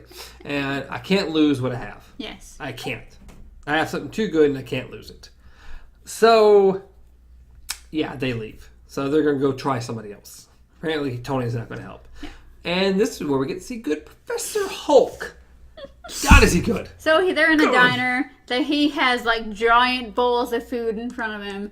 And he's like, eat, I feel bad, I'm the only one eating. And they're like, no thanks. He is so good. Which I'm surprised Ant-Man wasn't just like, but. Period. It's great. Kids come up and want a picture with the Hulk. Yeah. Arrgh. And Ant-Man takes it and he's like, hey, you want a picture of me too? And then there's this really over-exaggerated scene about how Hulk really wants him to get a picture with Ant-Man. And Ant-Man's like, no, it's all right. He's like, that kid's even saying no. And the kid's like, no. He's like, just take the picture. So that was pretty funny. To which Hulk goes like, this is not my area of expertise. Yeah. I don't know much about this. Yeah. But he agrees to help anyway. Yeah, he tries. And to which we get the best time travel little snippet ever. That was great. Yeah, once we get there. I guess there's kind of next. I want to say it just immediately goes to them like anyway, setting up the console, pushing buttons and stuff. Giant console in front of the van, and Paul Rudd, Ant-Man, and just waiting to be, And yeah, he gets sucked up and comes back as kind of a teen. Yeah. And they go, oh, what's going on? And he gets sucked up and gets spit out as an old man. And he gets sucked up and he gets spit out and he's a baby. And then finally he's like, when I tell you cut the power, they cut the power. Scott's back and he's pretty much just like, someone peed my suit. Yeah, pretty much. I don't know if it was baby me or old me or just me. Yeah. And I love before that. Like, so you know what's going on? I don't know what's going on. I don't. Maybe we're. So everything all right? You're good to go. Yes, because he says something to Scott, and Scarlett's like, "You can't say that." He's like, "He's joking." You are joking, right? And she's like, "I don't know." I don't know. Either everything's a joke or nothing's a joke. Professor Hulk is great. Yes. I really like him as Professor Hulk. I just love later when he's like, well, it's gratuitous, but... Yeah. It's so good. And then, well, that's what happened before this. Between these two scenes, we see Tony trying to figure out time travel. Yes. And one of the sweetest scenes in the entire movie. Tony trying to figure out time travel, him cursing, and his kid cursing. Yes. Which was hilarious. Yeah. Then we get some truth pops. Talk about how mom owns that word. And then we put the kid to bed. To which she says, I love you 3,000. Yes. And that is... I think he says, like, I love you tons. And she says, I love you 3,000. And he's just like, 3,000. Wow. It's a very cute scene. And it's been one of the biggest things to come out of this movie. To which he, of course, goes and is talking to Pepper and is just like... Not a contest or anything. But she loves me 3,000. I think you're somewhere in the 600 to 900 range. Pretty funny. Yes. So what she tells Peppers, he's figured out time travel. But he doesn't have to do anything with it. Yeah. He could just put it away. He could stop. He could stop, put it away, and just go to bed. And then, great line that's called back into the end. Mm-hmm. Like, but would you be able to rest? Yes. And that's when we cut over to the time travel. Yeah. And the whole thing. And then Tony pulls up in his car with his music and everything. He's like, did he turn into a baby? She's like, yeah, among other things. Yeah, it's like, yeah, instead of putting laying through time, you put time through laying. Very dangerous. Well, someone should have warned you against that. You did. Oh, I did? So he goes to his trunk and gets Cap. It's like, oh, look, good thing I'm here then. Yeah. Goes to his trunk, he pulls up this thing full of toys and everything and dumps it out, and it's the shield. Which we have not seen since Civil War. Yeah, ever since he dropped it. Because most people actually don't pay attention to that. They're like, well, what? Like, I think I have heard that where people are like, well, why does Tony have the shield anyway? And it's like, if you didn't see in Infinity War, he didn't have a shield at all. He had the two things that the Wakandans made him. Yeah, no, because Civil War, after beating Tony almost to death, he drops the shield and leaves it. Yeah, and then in Infinity War, Cap uses, of course, Wakanda technology. Yeah, exactly. So, which I still like those shields too. It's not the Captain America shield, but it's the Nomad, kind of the Nomad look to it. I liked it. It's not Cap Shield, okay? I don't care. It's not Cap Shield. I liked Nomad. Cap Shield. I liked Nomad. I liked bearded Cap. I like Cap Shield though. It's a crying shame that we lost the beard in this one because he looks so good with the beard. Anyway, time travel, and he's like, "Oh, we're getting the game back together." I was like, "We're trying," and we start getting people. Yeah. So, what's it? Rocket Nebula land, and Ant-Man's out there trying to eat some tacos, and they just get blown away. Yes. To which he's just like, "Hi." And to which Nebula's like, "Careful on re-entry. There's an idiot." To which War Machine just slams down, and that scares Scott half to death. And then we get Professor Hulk. Hulk comes out with a bunch of tacos. You get this happy music thing. Yeah, he's all cool, and then he just grabs 2 of the tacos. He's like, here you go. He just gets on the ship with Rocket, and they fly off again. He's good. To which we go to New Asgard. Do we go there, or do we go with her? No. We get on the thing with Hulk and Rocket, I believe. Okay, we'll go there first. I don't remember which one actually came first, but we'll definitely go there first. Which one did you think it was? I don't know. I knew it was that or Scarlet. Not Scarlet. Black Widow. Doing what? Getting Hawkeye. Oh, no, it was... But it was Thor first. New Asgard, which is pretty much where we left off in Ragnarok. Whereas anywhere could be Asgard. Yeah. This could be Asgard. Well, it is now. They've lost most everybody. It's this giant Hulk in the back of a truck and a little rocket. To which the first person we see really is Valkyrie. Valkyrie. Finally, Yay! Valkyrie. Oh! Miss Valkyrie. Of course, they're talking and everything. She's like, he won't see you. He only comes... We barely see him except maybe once every... I don't know how long she said. It's like a month or something. Yeah. Once a month when he comes down for supplies. It's a bunch of kegs. Yeah. So, yeah. That bad, huh? He's not doing particularly well. So we go in to see Thor. So the door opens. Rocket literally is like, something died in here. Oh, are you here to fix the cable? Yeah. God, Chris Hemsworth at his best. God at his best. Yes. So good. So you see Thor in glimpses at first, and then you just see him walking across, and you're like, wow, he's let his hair go, that's for sure. And then it just starts panning down and down, and you're like, damn. Oh, Thor, you haven't done much. You just get the full pan of him, and he's just like drinking his beer and stuff. It's like giant beer belly. And even better than good old Thor here, we finally, confirmation 100%, Korg and Meek are here with Thor playing Fortnite. They're like, hey guys. I love them. It was so good. It was so good. God, it was so good. I was so happy to see them. I was so happy to see them. The thing is, this scene is incredibly funny and incredibly sad. Yes. It was clearly an entire scene of someone who is just masking their pain with anything and everything, especially alcohol and junk food and games and stuff like that. Yes. Poor. You have him, he's of course drinking so much, he's got a beer belly, he's let his hair go, he's fighting with 12-year-olds on the... Noob Master 69. Yes. He's yelling at little kids over video games and stuff like that. And he is more worried about the cable being fuzzy. Yes. This is Thor. This is Thor. Thor, God of Thunder. Stormbreaker has now become a bottle opener. Yes. Yeah, I saw that too and almost cried. But he's just like, whoosh. I was like, oh my God. Poor Thor. He's a broken man at this point. Yes. He is so broken. And we also get him trying to hug Rocket, and of course, Rocket's just getting slammed against his sweaty belly. And he's like, nope, I'm good. Poor Thor in this scene, though. Yeah. Like I said, it's funny, but it's also incredibly sad. He's incredibly broken. Yes. Well, they get on the ship with beer, and he goes back with them, thankfully. And then I guess the only person we have left is Scarlet. It's always going to be Scarlet. Black Widow Natasha. going to get...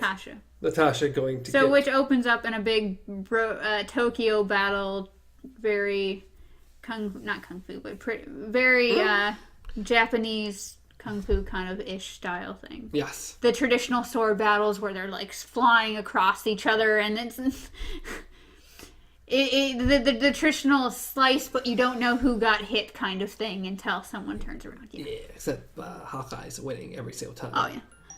I mean, just really, really winning.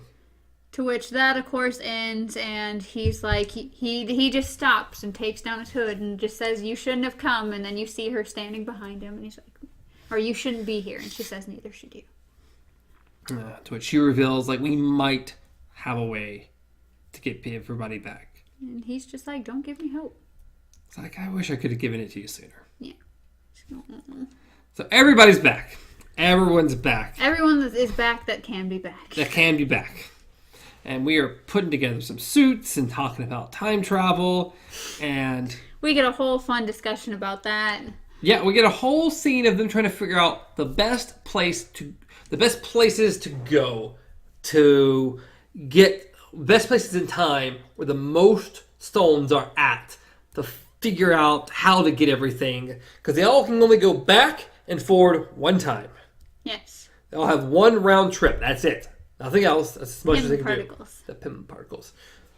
I don't remember where the scene falls in where they're literally setting Ant-Man up with his suit. No, it's the first trial. Never mind. The first time travel trial. When they actually start talking about the science of time travel. And, of course, Scott and War Machine are going back and forth with different time machine movies and stuff like that. Yeah. It's, what was it, like Die Hard? That's not no. That was great. No, it's not. Hot tub time. Yes, hot tub time machine. So many. I'm still trying to figure out the science of their time travel. Yeah. Still not 100% sure on that. So, yes, we go through a great scene about trying to figure out where they all are. At one point, I'm pretty sure it's Black Widow's like, hey, if we go to the right time, there are 3 stones in New York. Yeah. Well, it's like they literally had each person pretty much who had most, like, the connection with those. Like, yes. Thor went through his speech and almost cried, and they told him... Thor gets up there, and it's by far the best speech. They're like, Thor! And we go over, and like... Jane. There's a big discussion about Jane, his fling. Oh, I meant, they're like, hey, Thor! Oh, and they look over, and he's just here with his sunglasses, and it's like, is he asleep? I think he's dead. And then we go up and we cut over and he's telling a story and he's like, and there's Jane. We're not together anymore. He's like she was a fling of mine and everything like that. And then he talks about like the ether and stuff like that. And then he's like, and then there's my mom. He's like, my mother, she died. And but Jane and I are no longer together. And he just. At some point, he mentions dark elves. He's like, ooh. And they're just like... So they try to pull him off the thing, and he's like, no, I'm not done. The first thing he tries to do is tries to separate between liquid and calling them stones. He's like, the ether is actually a liquid substance kind of thing. It's not a stone. Someone needs to amend that and just points at someone. I can't remember who he points at. And they're just like, what the fuck? I think someone said that.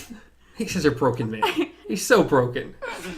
He's great, but he's broken. Poor fella. Of course, we get Nebula talking about the Soul Stone. Yes. And Gamora. Yeah, and Gamora.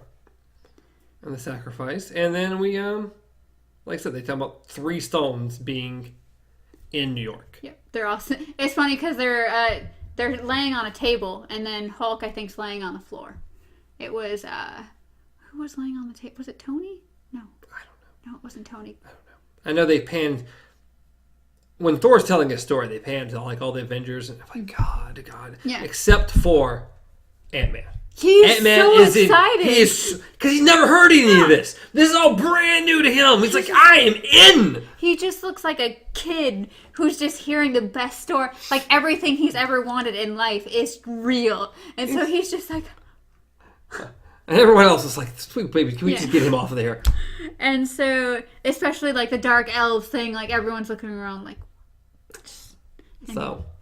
But we, of course, as I said, we get those 3, and they're talking about, she's, of course, saying, in New York. Like, she says something about this Doctor Strange guy. What was he a doctor of? And I want to say it is Tony, because he says something about, like, 2 steps away from a magician in a hat, or something like that, or a bunny rabbit in a hat.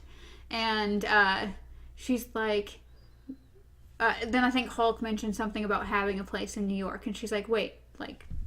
Yeah, I mean, if we go to the right time, there are 3 stones in New York. And then he's like, "Shut the front door." There's Doctor Strange, there's the Tesseract, and there's Loki's scepter. Yeah. All these are in New York, all around the same time. And then you have the Soul Stone and the Power Stone. They're 2 different places, but we can go to one time and get both of them. And then you have the Time Stone, Ether. Ether. Oh my god. Not the Time Stone. That's totally Doctor Strange. That's what they're thinking. So I was thinking Hulk for some reason, way over there. So we all get our little special fancy suits, and to which, of course, we get the lovely time thing discussion. Scott's freaking out because we only have so many Pym particles. At some point in time, they do the trial for the first one where Hawkeye goes back. Yes. But that's fun. Let's see. So as soon as they find out it works pretty much, they're like, let's do this. Exactly. So we go back, and the first point we go back, I believe, is the original, right? The original? Yes, the original Avengers. Yep. Because we see them in the circle, and they're doing the tourney thingy like in the first Avengers. Cool. It looks so cool. It's still cool. Oh God, yes, we needed to revisit the Avengers. Yes, we did. And then you see that scene pan out, and then you pan to a different side, and you see them just beaming. Yeah. And they take off their little fancy suits, and they all look, and then you look at them for a second, and you look back, and there's the Hulk. He's just like, ah! And he takes a car, and he smashes one of the Chitauri just over and over, and throws the car, and then stomps on it. And he takes the tire off, and, like, throws it, and he's like, I think it was Cap just turns around and try to smash some things along the way, and he's like, well, it's gratuitous, but... takes off his shirt or whatever, and then walks over to a vehicle, and it's just like, barely makes a dent in it. Slightly tosses a little vehicle. Yeah. It was funny. It was very funny. So they split up to get their stones. Hulk going to get the time stone. You have Tony and Scott going to get the Tesseract. And I think the three of them kind of team up until they split up. Yeah. Tony, Cap, and Ant-Man all going to get the other two that are practically together. Yeah. Cap is more leaned towards the scepter, and then Tony and Scott's goal is the Tesseract. The Tesseract. Exactly. So, I'm not sure we get first. It doesn't matter. Hulk goes to go where Doctor Strange, they think, should be. And... lo and behold, Doctor Strange. This is way before Doctor Strange. He does not have this thing at the moment. 5 years too soon, I believe. 5 years too early. Yeah. He's doing surgery down there. Exactly, but we do get to see the Ancient One again. Yes. I love the Ancient One. I know they changed who Ancient One was supposed to be and everything, but Tilda Swinton as the Ancient One is awesome. She's great. And Hulk's like, yeah, we're going to need that. She's like, yeah, it's not going to happen. It's like, I'm not asking. And he goes to grab it, and she... yeah, she does her pretty much... out-of-body experience? Yeah. Technique? So Banner is now completely separate from Hulk, and he's now a floating presence. Yeah, so he's trying to convince her to give them the stones, which we get more things about how time works and stuff, and still trying to figure out this time travel thing. A little bit weird. We, of course... I don't know.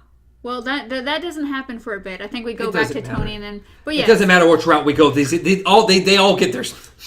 But yes, we have, of course, Tony, they've just arrested Loki. He does his whole, like, I'd like that drink now kind of thing. Yes, and then, they're all posing at him right there. Yeah. What the thing we see at the end of the Avengers movie. We have S.H.I.E.L.D. agents come in. They take the scepter from Natasha. Meanwhile, they are handing out drinks. He's like, the S.H.I.E.L.D. Oh, actually, they're Hydra agents. Yeah. But we didn't know that at the time. It's like, and Scott's like, how did you not know? They look like bad guys. Exactly. And, of course, they put the Tesseract in the suitcase, and the scepter has its own little briefcase kind of thing. And they all kind of get into, well, Scott's like, flick me. Well, right before that, choice line. We can't pass it up. Which one? Tony. Oh. Tony's like, that suit really does nothing for your ass. And then Ant-Man's like, as far as I'm concerned, that's America's ass. Yeah, I love that. He is beautiful. Thank you. That is American. That is America's ass. Oh. I love Scott. Scott's. Thank you. And then it's flick me. Yes. Flick me to get over there. So because that's the Tesseract, so he goes on to the Tesseract and kind of just chills out on Tony for a while. Tony. Old Tony. 2014. 2013. New Tony. Sometime. Our future Tony. Yep. Jumps out the window, goes down, apparently redressed as a cop at some point. Right. And so we have Ant-Man on Tony. We have newish Tony, future Tony, outside waiting. And then Cap is somewhere in the building waiting for the elevator. Yes. So Hydra starts taking the scepter down the elevator, to which Cap gets on the elevator. And it is shot identical to Winter Soldier, to where Cap took out everybody. And they show people like sweating. They show a guy kind of on his gun a little bit. And then the next line, you think, he has it. If anybody wants to get off. Yeah. That's what he said in Winter Soldier. That's what I'm expecting. And that's not what happens. No. He's like, the senator pretty much told me that... Secretary. He's like, secretary called me. I'm going to be taking over the scepter. It's like, we can't do that. Yeah. I'm about to call the secretary myself. He's like, that's okay. That's okay. And he leans real close to his ear and just says, Hail Hydra. Which is one thing you would never, ever expect from Captain America. No, it was amazing, though. It was great. I don't care. It was amazing. It was brilliant. It was great. It's a great callback to the comics, what they've done with it. Yes. And then you don't see a reaction pretty much. You just see Cap walking out with the scepter. And you're just smiling quite a bit about getting that scepter that way. Without confrontation, just walks out with the scepter. To which we go back to Tony and Ant-Man's plan, which we find out is pretty much in the process of stopping Tony giving over the suitcase, because Tony doesn't want to anyways, is Ant-Man is to pull a pin in his chest. Core. Yeah. His little chest area, and give him mild cardiac arrest. He's like, that seems dangerous. It's like, it's going to be fine. So they're waiting, last minute, like literally the last minute. He pulls the pin, Tony goes into shock, and the case... it falls, and then Ant-Man kicks it across the room. Which you see Loki... Yeah, Loki's like watching it like... Whoo. He can't talk, but he sees what's going on here. To which our SWAT-dressed Tony picks up the case and starts going away. He's like, everything's good. I'm going to go grab some food. And the one thing we forgot to mention... When they were upstairs coming down, everyone got in the elevator. Except for Hulk, who they're like, hey, buddy, we've max capacity. You gotta take the stairs. I hate stairs. He was so angry about that. I hate stairs. And at some other point, we pan back to him and he's looking down the stairs. So many stairs. So as soon as Tony goes to walk off with his suitcase, Hulk busts through the door. Yeah, suitcase goes flying, skids towards Loki. Well, it opens Hulk. up, the Tesseract skids towards Loki. And Loki picks it up and disappears. Yeah, he's like, I'm out. To which we get fancy Thor, or past Thor, on past Tony, be like, I'm going to try something. I don't know if it's going to work. And just takes his hammer and goes, and it electrocutes him. Like, oh my god, it worked. Yeah, that worked amazing. I totally didn't even know it was going to. You can tell they've interjected a little new humor into old him. Oh yeah, because he still has that a little bit there. But great. So Tony or Ant-Man goes to Tony and they're like, we're done. So Cap's now officially trying to leave the building, to which he runs into Cap. And well, the thing that happened was, as soon as he electrocuted Tony, Thor looked up and goes, "Where's Loki? Where's the Tesseract?" And then. So they say Loki's missing. So when you see new Cap, you're like, I've cornered Loki. And you realize back when they were when they first arrested Loki, he turned into Cap and kind of mocked him. Well, we know he can do that. Well, but still. So then he does that right then in front of everybody. And then of course this scene, automatically Cap sees another Cap and is like, I found Loki. And he's like, no, you haven't. To which you can tell, Cap is sick of his own optimism. He's sick of his own gunkoness. They throw their shields at each other, and they go start fighting, and past Cap knocks future Cap down, and past Cap's like, I can do this all day. He's like, I know you can. I get it. He's like, I'm sick of my own taglines. Like, because he said it quite a few times throughout the movies. So pretty much they beat the crap out of each other until the compass and everything comes out with the picture. And he's like, where did you get this from? They fall down, like way down. Nearly strangle each other. Old Cap almost strangles New Cap until he mentions Bucky. Bucky's alive. And then suddenly, what? So lets him go and Scepter. Patow! Scepter knocked out. Gone.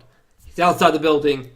They don't have the scepter. I mean, he's got the scepter, but they don't have Tesseract. They lost the Tesseract. They give the scepter to Ant-Man. Tony's like, we botched it. They did, but I think I know where we can go. Quick roll back real quick.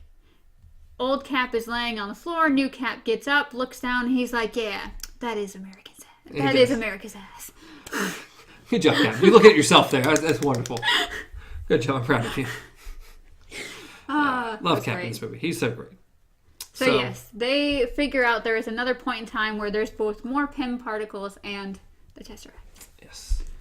So you get the trust back between Tony and Cap in that moment. So Ant-Man's going to bring that back. They're going to go to a different time. Hulk is with Tilda Swinton still trying to get the stone, to which he finally is like, she's like, I can't give you the stone. Period. It's going to screw us up. I cannot give you the stone. He's like, then why did Doctor Strange give Thanos the time stone? Why did he just give it to him? And she's like...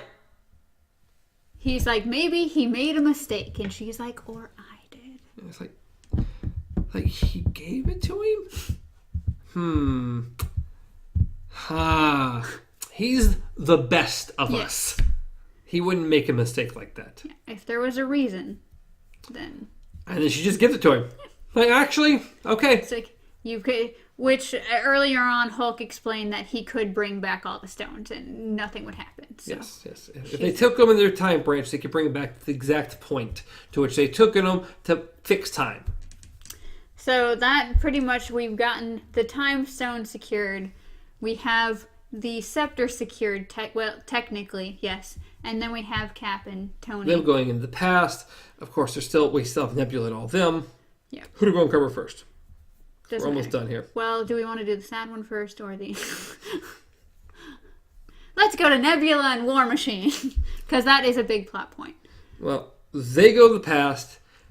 Nebula and War Machine go one way to get the Power Stone from when Star-Lord was going to get it. So we get the whole dance scene again. I loved that they played that out from a different angle. That was amazing. And then we send off Hawkeye and Black Widow on a ship to go to Vormir to get the Soul Stone. Which we all know what happens when you go to a Soul Stone. Yes, we get that. Yeah. So we watch Star-Lord do his little dance again, and War-Lord's like... War Machine is just like, so he's an idiot. Yes, he is. So to which, well, bam. Yeah, it doesn't take very long. Knocks him out. Goes to the Temple of Doom. Yep, Temple of Doom. And she just gets the Power Stone. So it's pretty simple. They go to leave, and suddenly she starts...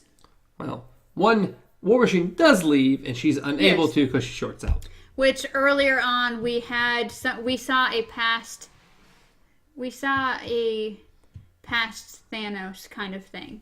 Yes. And there was another Nebula, and she started shorting out and was playing scenes of War Machine and Nebula being there. And then, so when Nebula goes to leave, she starts shorting out the same way. And, not good. Not good. Thanos is able to see everything that happened between 2014, pretty much, and our present day. So, it's not good. It's everything up to his death.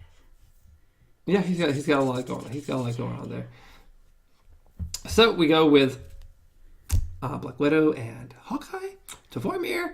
Of course, we meet Red Skull again. Yeah. Still want to see if Cap meets that guy. He had to return the Soul Stone in whatever way he did. So I don't know. That'd be cool. I don't know. But how do you just give back that Soul Stone? Like, you just throw it in the air? Like, what do you do? No, throw it off the cliff? No one really knows. I don't know. Do we gain a soul if we bring it back? Like, I don't know how any of that works. So they are once again told the same thing that Thanos and Gamora were, that pretty much it's a Soul Stone. It requires a soul. To get the soul, you have to give up a soul. You have to give up what you love. Yes. So So we have two beloved characters. Who both agree that they're going to kill themselves for this. Even Hawkeye was like, I think we're both talking about different people. To which we get one of the most heartbreaking battle scenes in the entire thing. These characters fighting each other to have the honor to kill themselves. Yes. To which, of course, Hawkeye is like, it should be me because of everything I've done. Even if people do come back, I'm still going to have to live with what I've done. And Natasha's literally like, I lived my entire life for this moment so that I can make up for everything I've done. And of course, Hawkeye has a family. Yes.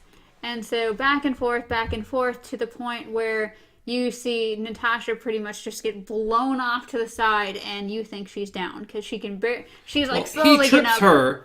Yeah. And then she flips him, hits him with an electrocute thing. He takes that off, shoots a blast arrow that blasts her to the side, and then he runs and jumps off a cliff. Yes. To which she jumps off a cliff, catches him, attaches something to him, shoots it at the rock, and he grabs her by the arm. Yes. So literally we have a scene where you think you know who's going, and then it changes drastically. Over and over again. Yes. Well, like, even to the point, like, where he's doing that slow motion run and jump off the cliff, and you're like, well, goodbye, Hawkeye. And then you just see her jump out, and of course you know there's no way around it now, because you see the same thing he does. It is looped through his belt. There is no way to take that thing off. She looped it through his belt and attached it. He's in a bad place. He can't do anything about it. He has her. She doesn't have him. No. And then She's like, let me go. It's okay. And he's like, no, I don't want to. And so she kicks off. Yeah. She's like, let me do this. And please. And she just pushes off the mountain and she's gone. And we have the same, we even have the same Gamora thing where we literally see her on the ground with blood all over. Yep, and then, like, well. And he wakes up in the pool like Thanos did with the Soul Stone. To which it's time for everyone to regroup. We're getting there. So he goes back. War Machine is back. And all we have left is Tony and Cap finally getting the last stone. Or getting the Tesseract. From the 70s, I think it was? Yeah, I think so. Which is on a military base way back when, where Hank Pym was originally working on the Pym particles. Yes. Hank Pym is there, and then so is another familiar character. De-aged Michael Douglas again. Yeah. Yes, and then so Cap goes to go get the Pym particles, Tony goes to get the Tesseract. He, of course, has his technology glasses still from the future, so he's scanning everything, finds it, and lo and behold, someone we very, very recognize just happens to show up. Of course he does. So yeah, he gets the little Tesseract, puts it in the suitcase, and then goes to leave, and his father shows up. Because of course he does. To which, you're face to face with your father and the only name you can think of is his. So, what's your name? Howard. Potts. Oh, well, that'll be easy to remember. It will be easy to remember. Thank God he didn't say Stark. Yeah. Howard Stark. Well, I mean, that's my name. That would have been bad. So we get a great scene about them talking back and forth and talking about kids, and you get a different perspective of his father, because through most of the Iron Man movies you kind of see Tony resenting his father, and then it's like he eventually comes to see his father in a different light in those movies, and then finally you hear it from Howard himself. He's like, I haven't even met the kid, and I already know I'd do anything for him. And it's just like, you should have pimped out your name, Tony. Just been like, Tony. Because what was his mom picked out name for him? What, Alfonso or something? Yeah, something way different. I like Tony. Tony's a good, strong name for a boy. When you name yourself. But it's a great little scene. Tony ends by hugging him. Yeah. Thank you. Thank you for all you done for America or something. Yeah. Thank you for everything you've done for America. Yes. So Tony kind of walks off, and then Howard goes to get in the vehicle and like, Jarvis. Do you know that guy? No, sir. You meet a lot of people. Which supposedly that is Jarvis from the TV show. Peggy TV show. What was it called? Oh, God. Peggy or Carter, something. What's the name of it? Anyway, he was in that. Oh, okay. So it's legitimately one of the only, if not the only, crossover between the TV show and the movie. That someone from the TV show appeared in the movie, other than Coulson. So pretty much that happens, and meanwhile, of course, we see, Cap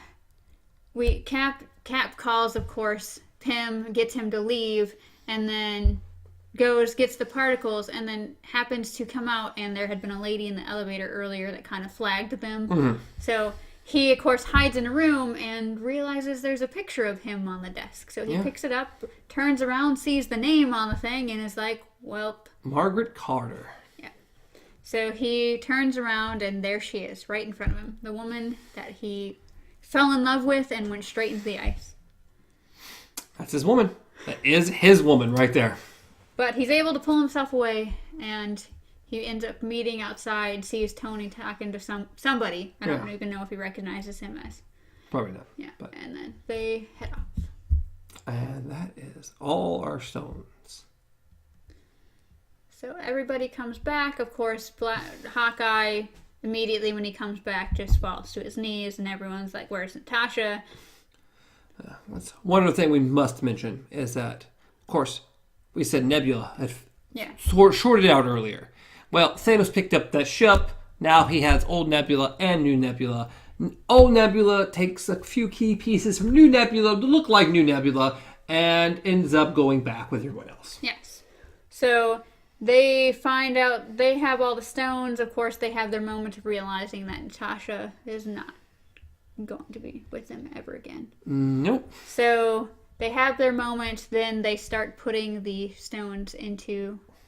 You first just see kind of the stones hanging in the air by these little arms. I love all the technology in this. Someone's got cool tech. Yeah. Of course, a question that has been raised, which is kind of a good question. The original gauntlet was made by giant dwarves from a dying star across the universe. Because it had to be that powerful to hold the stones. Mm-hmm. And now we just have an Iron Man armor. It's one of those plot points, and the only stretch that I could give is that because they might have took it with him, the decapitated gauntlet arm of Thanos, but Tony could have studied the metal and stuff. But it's a very, very far-fetched. That's all I can say. It's not really that important. It really doesn't matter. But it's like, we had this super specialized gauntlet that had to be forged from a dying star with special metal. And then, Tony just made a piece of armor. It works fine. Okay, sure, why not? Tony's Tony. Yeah, why not? We've got a nice little argument. Who should wear it? Thor really thinks it should be... Oh, nope, that's the one stone we didn't get. Thor. Oh, shite. I forgot Thor and Rocket went on their little venture. They went on their little venture. To the ether. To get to the ether, which, I mean, this won't take long.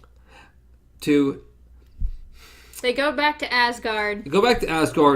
In the second movie, which everyone hates. The dark whatever. Whatever. We see world. Natalie Portman, which I'm pretty sure there's no new footage of her. I don't think she showed up for this movie. No. I think just old footage from that movie, but she's still in the movie. We see her go in there. I was like, well, we gotta get it from her. To have a little injector and everything. And Thor's not going to. Yeah, Thor's like, I'm gonna go check the wine cellar. Yeah, I think that's a good idea. And to which they hear moving and talking and stuff, and they go to hide, and Rocket's, of course, gung-ho about this whole thing. He's like, you gotta do this. And he's like, I don't want to do this. And he's like, come here. It's like Thor keeps getting closer and closer. Well, it was like having a panic attack. Yeah. I'm having a panic attack. Come here. And just, wow! I love Rocket slapping him. This just looks great. The little Rocket raccoon. Oh, it looks great. So pretty much... And Thor's like, okay, I'm going to do it. And Rocket starts walking, and then he realizes Thor's not there. Yeah, Thor just bails. So we have Rocket, who actually goes on the mission, Thor, who goes on his own mission around the castle, pretty much. And so we have a short scene, of course, eventually, where Rocket... all you see is Rocket kind of sneak over a pillow with an injector. Yeah, he's about to stab her, so. And then you have Thor, who has a longer scene, because he is kind of following his mom. Yep. And then he goes around one way, and she sneaks around the other way. Like, what are you doing? It's usually your brother is better at sneaking around. Yeah. There's something along those lines. And he's like, nope. And she's like, what are you wearing? He's like, oh, this is my favorite. My favorite garb. And he's like trying to cover up his belly and stuff. And to which we get another one of the saddest lines of the movie, where she just looks at him and touches his face, and she's like, the future has not been kind to you. And he's like, I didn't see you from the future. I'm not from the future. I'm totally from the future. She's like, I was pretty much raised by witches. And he's like, yeah, I'm totally from the future. But yeah, that line, the future has not been kind to you. Poor Thor. Sad. And it's true. He's been through so much. At this point, he is one of the most tragic characters. Yeah. I mean, we got it very much so in, like, Infinity War, when he was telling Rocket. Yeah. He's like, I lost everyone. I have no one. He's like, your brother, well, he was killed. Your father, he died. Your mother, killed by dark elves. Yeah. They just can't take anything from me anymore. I just lost half my people, pretty much. He's done. And, oh, God. So just seeing his mom, like seeing him face to face with his mother, who he knows is going to die today. Yes. And just seeing her say that to him, and it's like, you know the future. You know the future. He tries to tell her. Yes. She refuses to hear it. Yeah, she's like, it's none of my business. No. You're here to fix your... Yeah, so they have a great little talk, which really gets him back prepped a little bit. Yeah. And then Rocket's being chased by guards. They're calling him a rabbit and chasing him. And he's like, oh, you must be Mom. Yeah, you must be. Yeah, that's cool. We gotta go. So they go, and they're like, no. It's like, what am I looking at? Like, sometimes it takes a minute. And then Mjolnir just boom! And he's like, I'm still worthy. Ugh. And he takes Mjolnir. Yeah, I don't know what happens to that Thor's, but it's fine. Gets returned. Oh, that's true. That's right. Got it. I forgot that Cap took it with him, but yes, he does. So now the gang's back together. Now we're back together. We're perfectly right. And now we're arguing who should wear the gauntlet, who should wear it, who's powerful enough to wear it, who is it not going to kill. So Hulk's like, it has to be me. It's like I was made for this. Yes, it's mostly gamma radiation anyway. And he gives this weird little smirk. So he does his thing. He puts it on, of course. I love how, of course, just like any other piece of Iron Man technology. It just gets bigger. Yeah. And it starts off like this size, and it just... And it's just like this huge thing. Yes. So locks on, of course.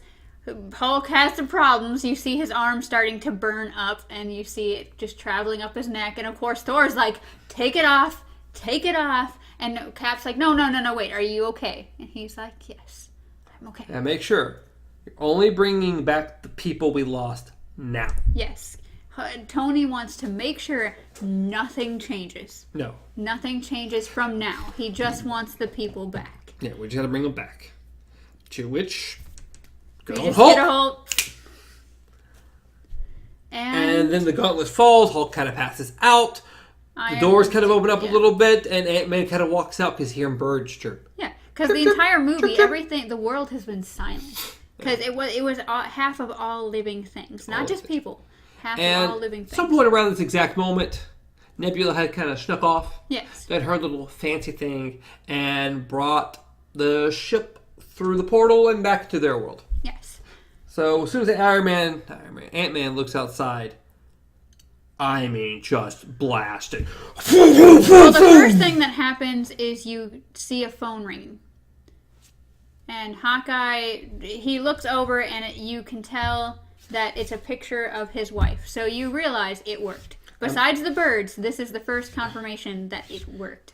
I love that cell services have been exactly the same. Hawkeye was able to keep the same number through 5 years. And I'm glad all that worked out well. But So yes, and then there's the massive explosions because Thanos decided he's going to blow the whole complex. Yeah. Which at this point, I really did think that Ant-Man was gone. Oh, I did too. He was gone. I mean, Japan is dead. The first time I watched it, for sure. The second time I watched it, I saw him shrink. Oh, did you? Yep. Because as I said, the first time I watched it, I was like, no, not Ant-Man. And then, but it almost feels like with a building collapsing of that size, nobody died. I know. Nobody died. It's like, I thought Ant-Man took the first full force of it. But then, yes, the second time I actually watched him shrink. And I was like, oh, okay. So we go all the way down. Hulk's holding up a huge portion of this. Yes. War Machine has to get out of War Machine because... Well, War Machine's suit's not doing very well, and Rocket's under some rubble saying he can't breathe. Yes. So War Machine's like, canopy, and the suit opens up. He crawled out. He can't use his legs still. He's crawling towards Rocket, and he... And he... Yeah. I mean, good on you, buddy. So, and we see Hawkeye wake up, and he... ends up is like, where is everybody, pretty much. He has his flashlight looking around, and then he notices the Infinity Gauntlet. He's like, I should probably take this with me. And as soon as he does, you hear these monstrous creature noises. Yeah. To which he shoots a light arrow that shows them. And now it's time to run. Yeah. So he's booking it, and then I think you see Tony and Cap. Or you see Tony wake up first, and then he goes over to Cap, and Cap's just laying there motionless, and you're like, oh god. And then he kicks him.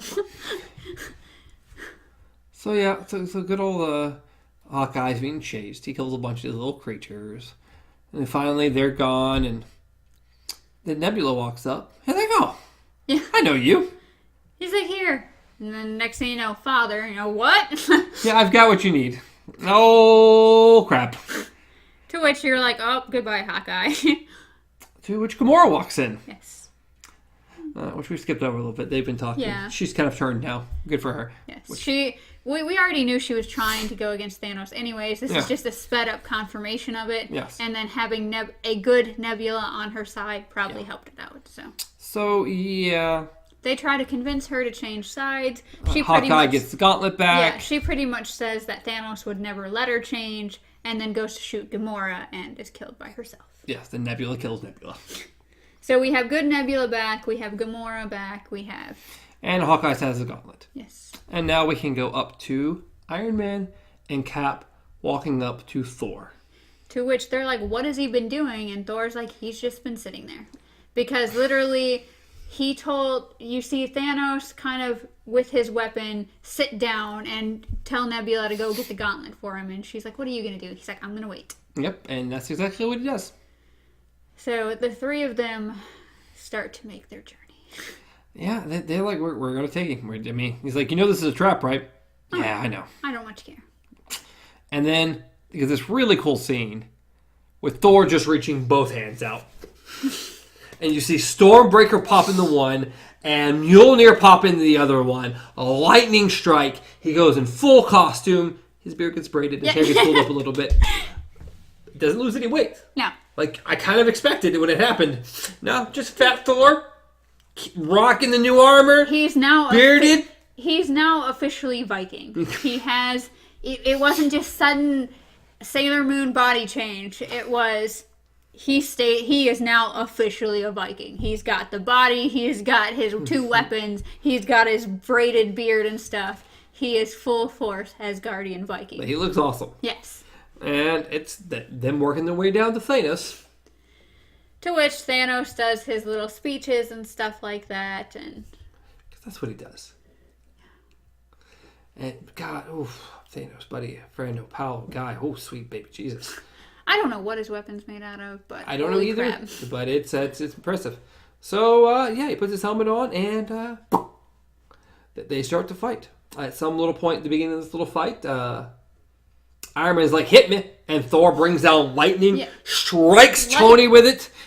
Yeah, literally like I don't know, an octopus mouth or whatever opens up from Tony's back. It was like, what are you doing? Absorbs that so he can make a huge blast, which Thanos is spinning his little weapon and blocking it. Yeah, it doesn't do much, but it looked really cool. It did look really cool. I don't know. They go after him. They get pulverized pretty much. Yeah, Thanos is. At this point, he has 0 stones. No. He doesn't have any stone.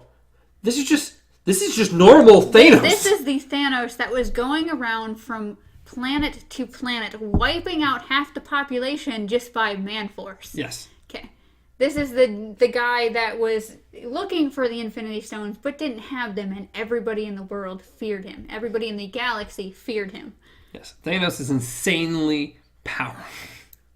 So we get an amazing battle scene where you see Tony beat nearly to death, Captain America beat nearly to death, and then you have Thor, who is not giving up worth anything, and he swings with his axe, and Thanos grabs said axe, and you're like, whoa, At some points he loses the hammer, it falls on the ground, he goes with the axe, that doesn't work either. At some point he goes to call the axe, then the axe comes, but instead Thanos just woof, and just goes at Thor and like, oh sweet baby Jesus, and Thor stops him and he's just pressing it in. You go into his chest and you're like, oh please don't take this from me. Are we losing Thor right here? And you just see the hammer start to shake and levitate a bit, and you're like, whoa, what's going on here? I knew there was only one option. But it was amazing when it happened. It was amazing. I was screaming and cheering in the theater. We were all cheering. We were just it was yeah! One of the coolest, not the coolest scenes in the whole movie. Yes. And that it comes up and it shoots backwards and Captain America has Mjolnir. So now you get and if the first thing is Thor is like, I knew it. Knew we could do it. And then you get it's a short, but it's a pretty wicked battle scene between Captain America and Cap and Thanos. And Cap putting a whooping on Thanos. All the different things he can do. He can do like a concussion move where he throws the hammer at the shield and it just... When he threw it, it bounced off the shield and hit Thanos. He uppercuts Thanos at one point with the hammer, which looks amazing. He strikes him with lightning. Cap acting like he'd been using the hammer for decades at this point. Like, this is his own personal friend. So do you ride the hammer? No. Does the hammer ride you? Oh, so you're saying it was like a close personal friend and losing it was comparable to losing a loved one. Love you, Cork. But yeah, he uses that thing like it's nobody's business. So yes, we get a beautiful fight scene, which, as I said, ends a little bit short. Thanos gets the hammer away from him and then proceeds literally to break the shield into nothing. Yeah, he strikes it, and as soon as Cap puts his shield up, it goes halfway into his shield, and you're like, oh, this ain't good. Because we've never seen anything damage the shield. No. Not really. We've seen claw marks, that's about it. Yes, but we've never seen anything like this. The shield has been the one thing that's just great. And then he keeps hitting it, and you just see chunks just going, woo, woo. And just... You hear cracking, and you're just like, and next thing you know, wha-bam. Cap is just thrown. He's missing about almost half the shield, almost down to his wrist, and he kind of just has the bottom part of it. And it's like, oh my god! He is on the ground. He is bleeding from the mouth. He is not looking good. But he does the Cap thing and starts pushing himself up because that's what Cap does. So he gets up and he looks down and he realizes that all that pressure pretty much just... He's got a giant gash across his arm, right where the shield goes over. Yeah. And he I thought he broke, it literally is broken, and he just put it back together with the Who shield. knows? But he just... It's we shield. See the scene from the trailers. It's the one thing we do. Just that... Yeah. And he just grabs it and just... And it's Cap. It is just 100% all that is Captain America against... And you start seeing Thanos' army arrive. And the ships come down, and the creatures, and it's just a great, beautiful shot of Captain America against everything. You just see him slowly kind of walking, almost in a half limp, across this mountainous thing, and you see Thanos with all his people, and you're like, Cap, buddy, I love you, but you can't take all. Now, you can't win this one. But by God, he was going to try. He was going to try because that's what he does. That's what he does. And then we hear those lovely words. And he starts crackling, and it's like, oh, that's Sam. That's Sam. And he's like, on your left. And you see Doctor Strange's little spinny, sparkly thing. To which is weird because you hear Sam first, but you see the Wakandans first. Don't even care. I know I don't care either, but still. And then it starts dawning on you, oh yeah, they did snap. That means people did come back. So you have, you gonna live? Maybe not. You have Black Panther, his sister, I can't remember. Leading lady. Yeah, leading lady. Then, of course, Sam just dives out above them.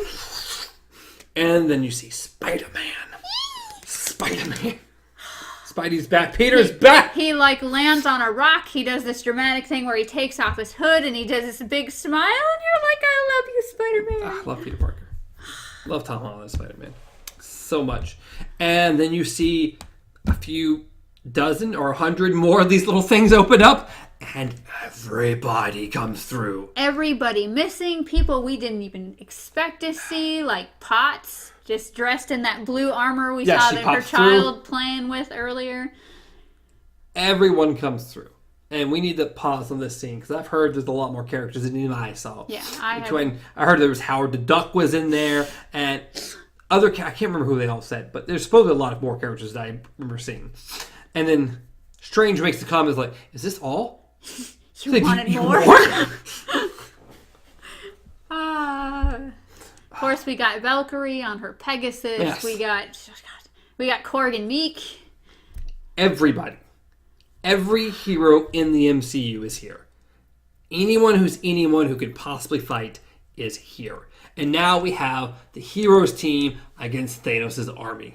And then, right at the last second, Giant Man pops through the complex, holding War Machine and Rocket.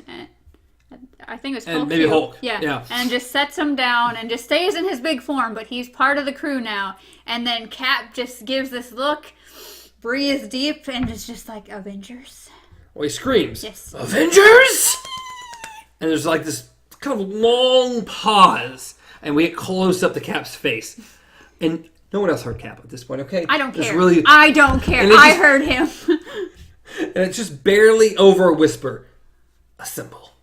And it's the first time in the history of the movies we actually hear the words spoken. What a build-up. Oh my God. What a build-up. It was amazing.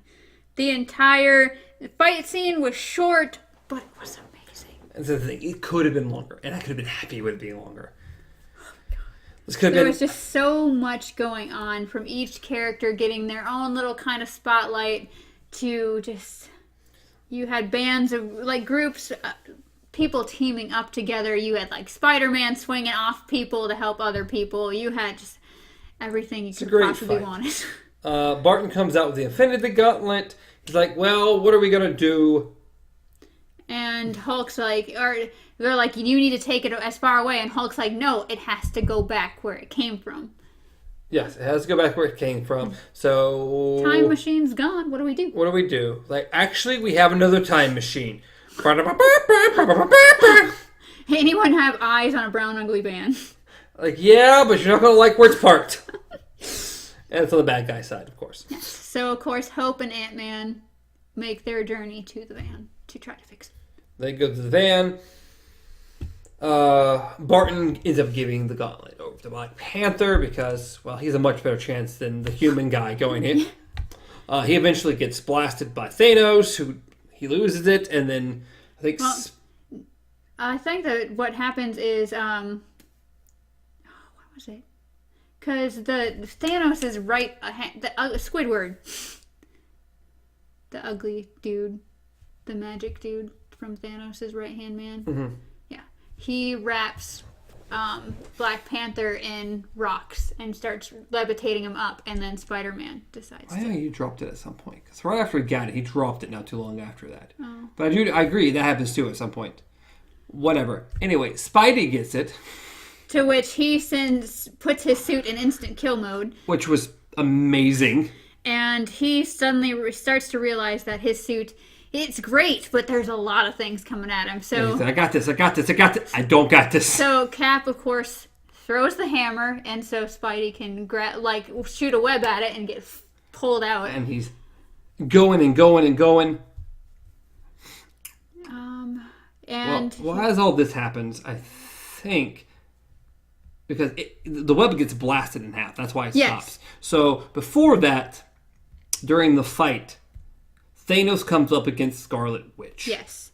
And she's like, "You took everything from me." And he's like, "I don't even know who you are." I don't know who you are. She's like, "You will."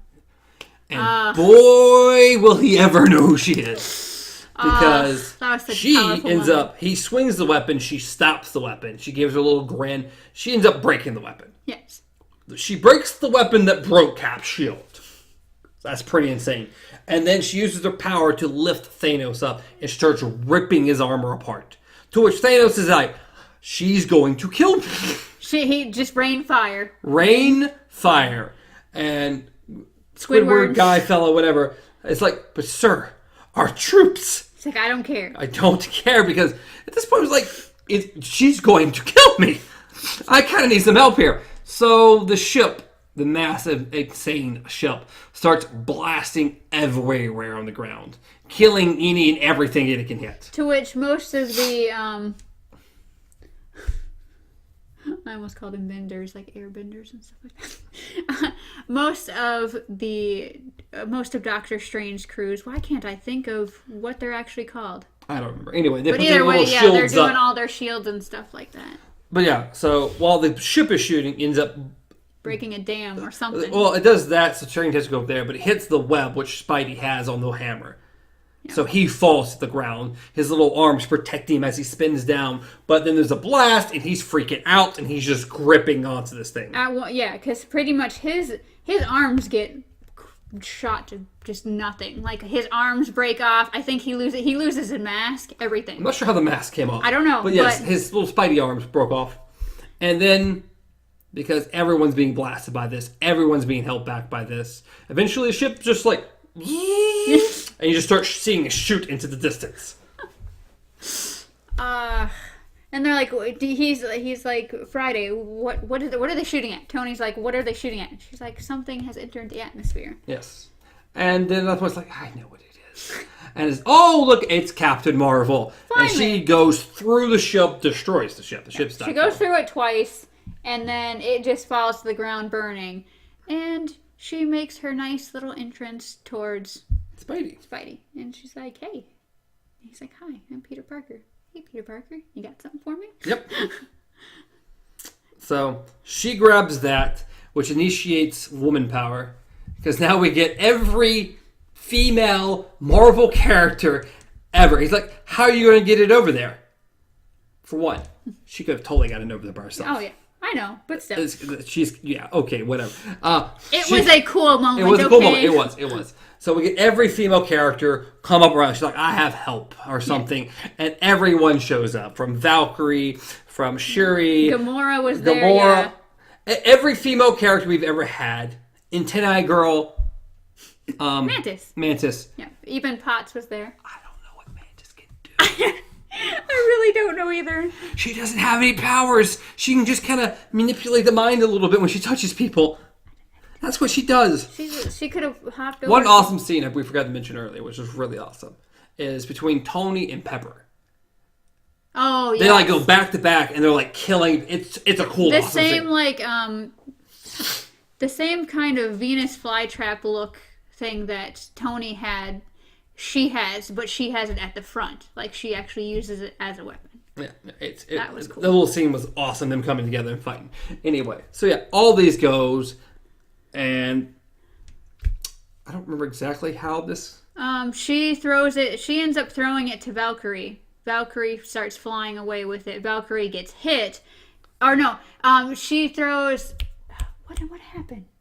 Because at some point in time, Spider-Man was on the Pegasus with... That was earlier. Yeah, okay. That was earlier. Yeah. He gets on the Pegasus and stuff. And at some point, something else happens. I think that's when he falls and then he loses his spider legs and stuff like that. Maybe. But yeah. But I think they just all fight, and Captain Marvel is flying towards the van. And this is when Thanos says, screw it. He takes what's left of his weapon and throws it and destroys the van. Yes. And it blasts apart, and then the gauntlet goes rolling across the ground because she loses it because, it was one heck of a blast. And, and this is where Tony and Thanos go for the gauntlet. Yes. So we have a face-off, pretty much. A very short face-off because, Thanos wins that pretty quick. Oh, yeah. To which, immediately after he knocks Tony off to the side, Captain Marvel comes in. She, of course, stops him. She stops him from doing anything. And when I say stops, I mean she grabs his hand and starts bending it backwards. Yes. She's insanely powerful. And he starts going down and he just headbutts her. Does not even move. Doesn't face her at all. And she's like, buddy, I got your number called. So, to show that bothered her, she pretty much lifts up and is like boring him down. And his hand's like it looks like she's going to break his hand.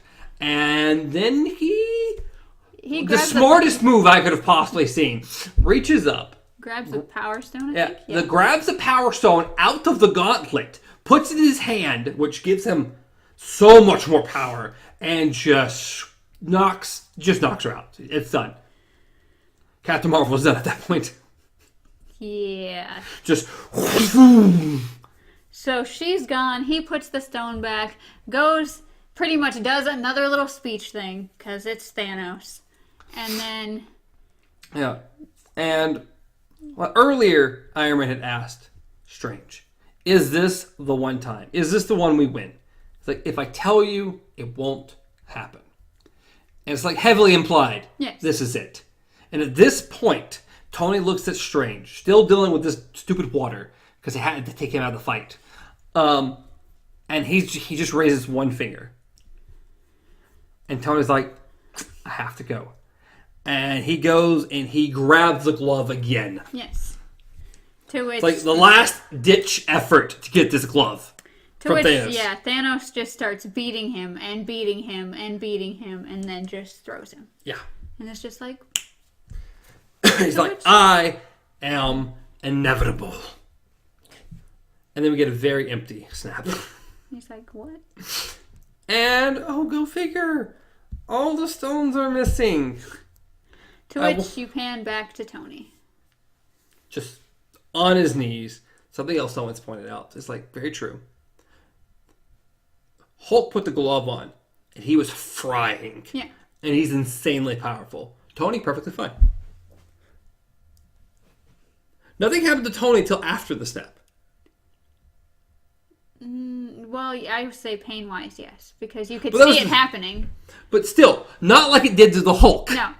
The Hulk, as soon as the glove went on, the Hulk was frying.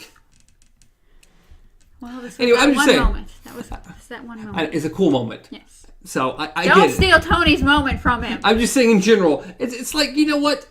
That just wearing the glove almost killed the Hulk. Tony handled it pretty well for a human.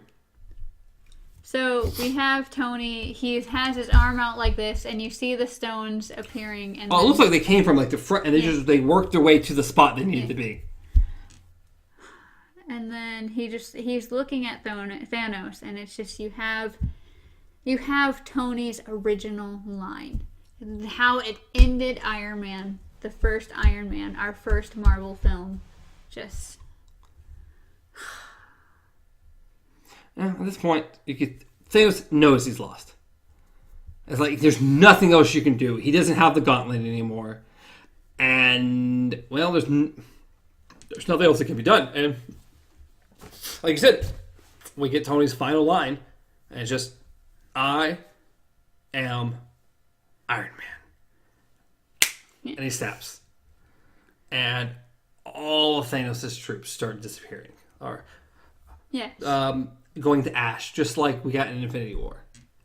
Which was cool because I did notice something the second time around, that in Infinity War, the female warrior and the other lackey, the one that had gotten killed, and then she was like, "You'll pay for his life." Yeah. Okay. Well, in the background, when it's focusing on Thanos, but you can kind of see in the background, of course, everyone disappearing. You see her actually holding that guy, like they're kneeling on the ground, and she's holding him, and you see her kind of looking at Thanos, and then her just turning into dust and black. It's like they're not in clear focus, but you can tell by the shape of her hat and everything that it's her, and she's holding obviously the same guy.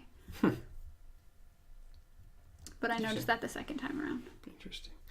So yeah, everyone just kind of starts dusting away, and then everyone's gone except for Thanos. And I was wondering, like, I wonder if they didn't dust Thanos, if they didn't want to dust Thanos. Curious. And then he just kind of walks over and just sits down and just kind of accepts defeat. And then you just start very on the edge, and you just start seeing him go away. He just completely accepted it. It's like he's like, I've done all I can do. Yeah, he tried. He tried. So, yeah, I mean, oh God. Then we get War And this was the part in the movie where everyone just started sobbing. Because you have War Machine kind of land, and then you see Tony just kind of chilling in the shadows of... And he is fried. He is so fried. He's fried from the arm all the way up to the side of his... He's doing really bad. And he already has that distant look. Like, you know it's already too late. He's already got that look of, I'm dead, it just hasn't caught up yet. Yeah. So, I mean, War Machine gets to say goodbye, and then Spider-Man comes over. And God, Tom Holland, buddy.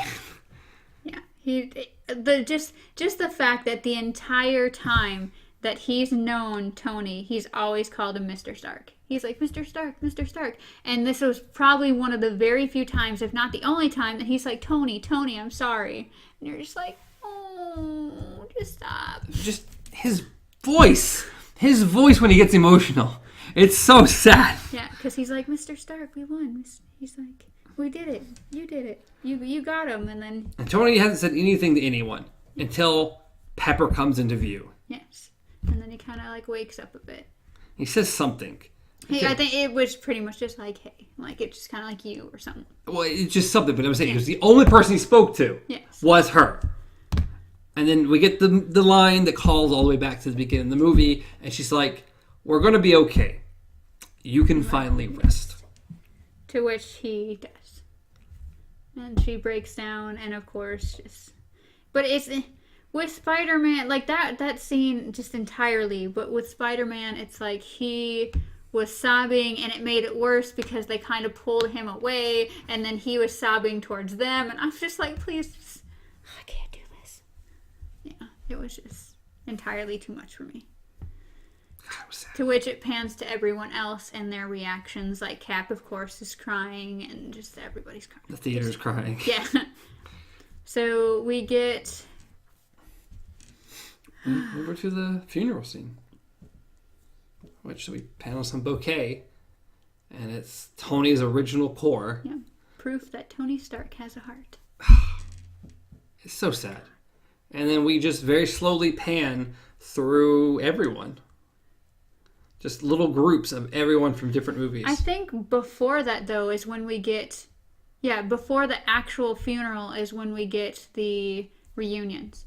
Like, you have the Wakandans, of course, watching the city. You have Hawkeye making it back to his family. You have Scott with Hope. I don't think so. Yep. And then it goes to the funeral because that's when you see all the groups in their little areas together. Why would they have a reunion of Hawkeye if he's already with his family at the funeral? I think that was just the end showing... No. Because the end ends with Cap, remember?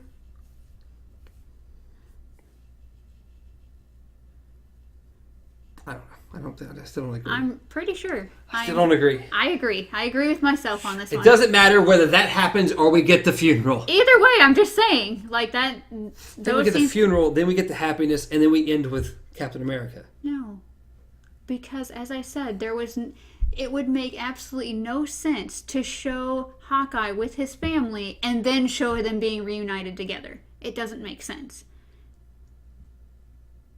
it shows everyone kind of being pieced back together and then them all reuniting for the funeral.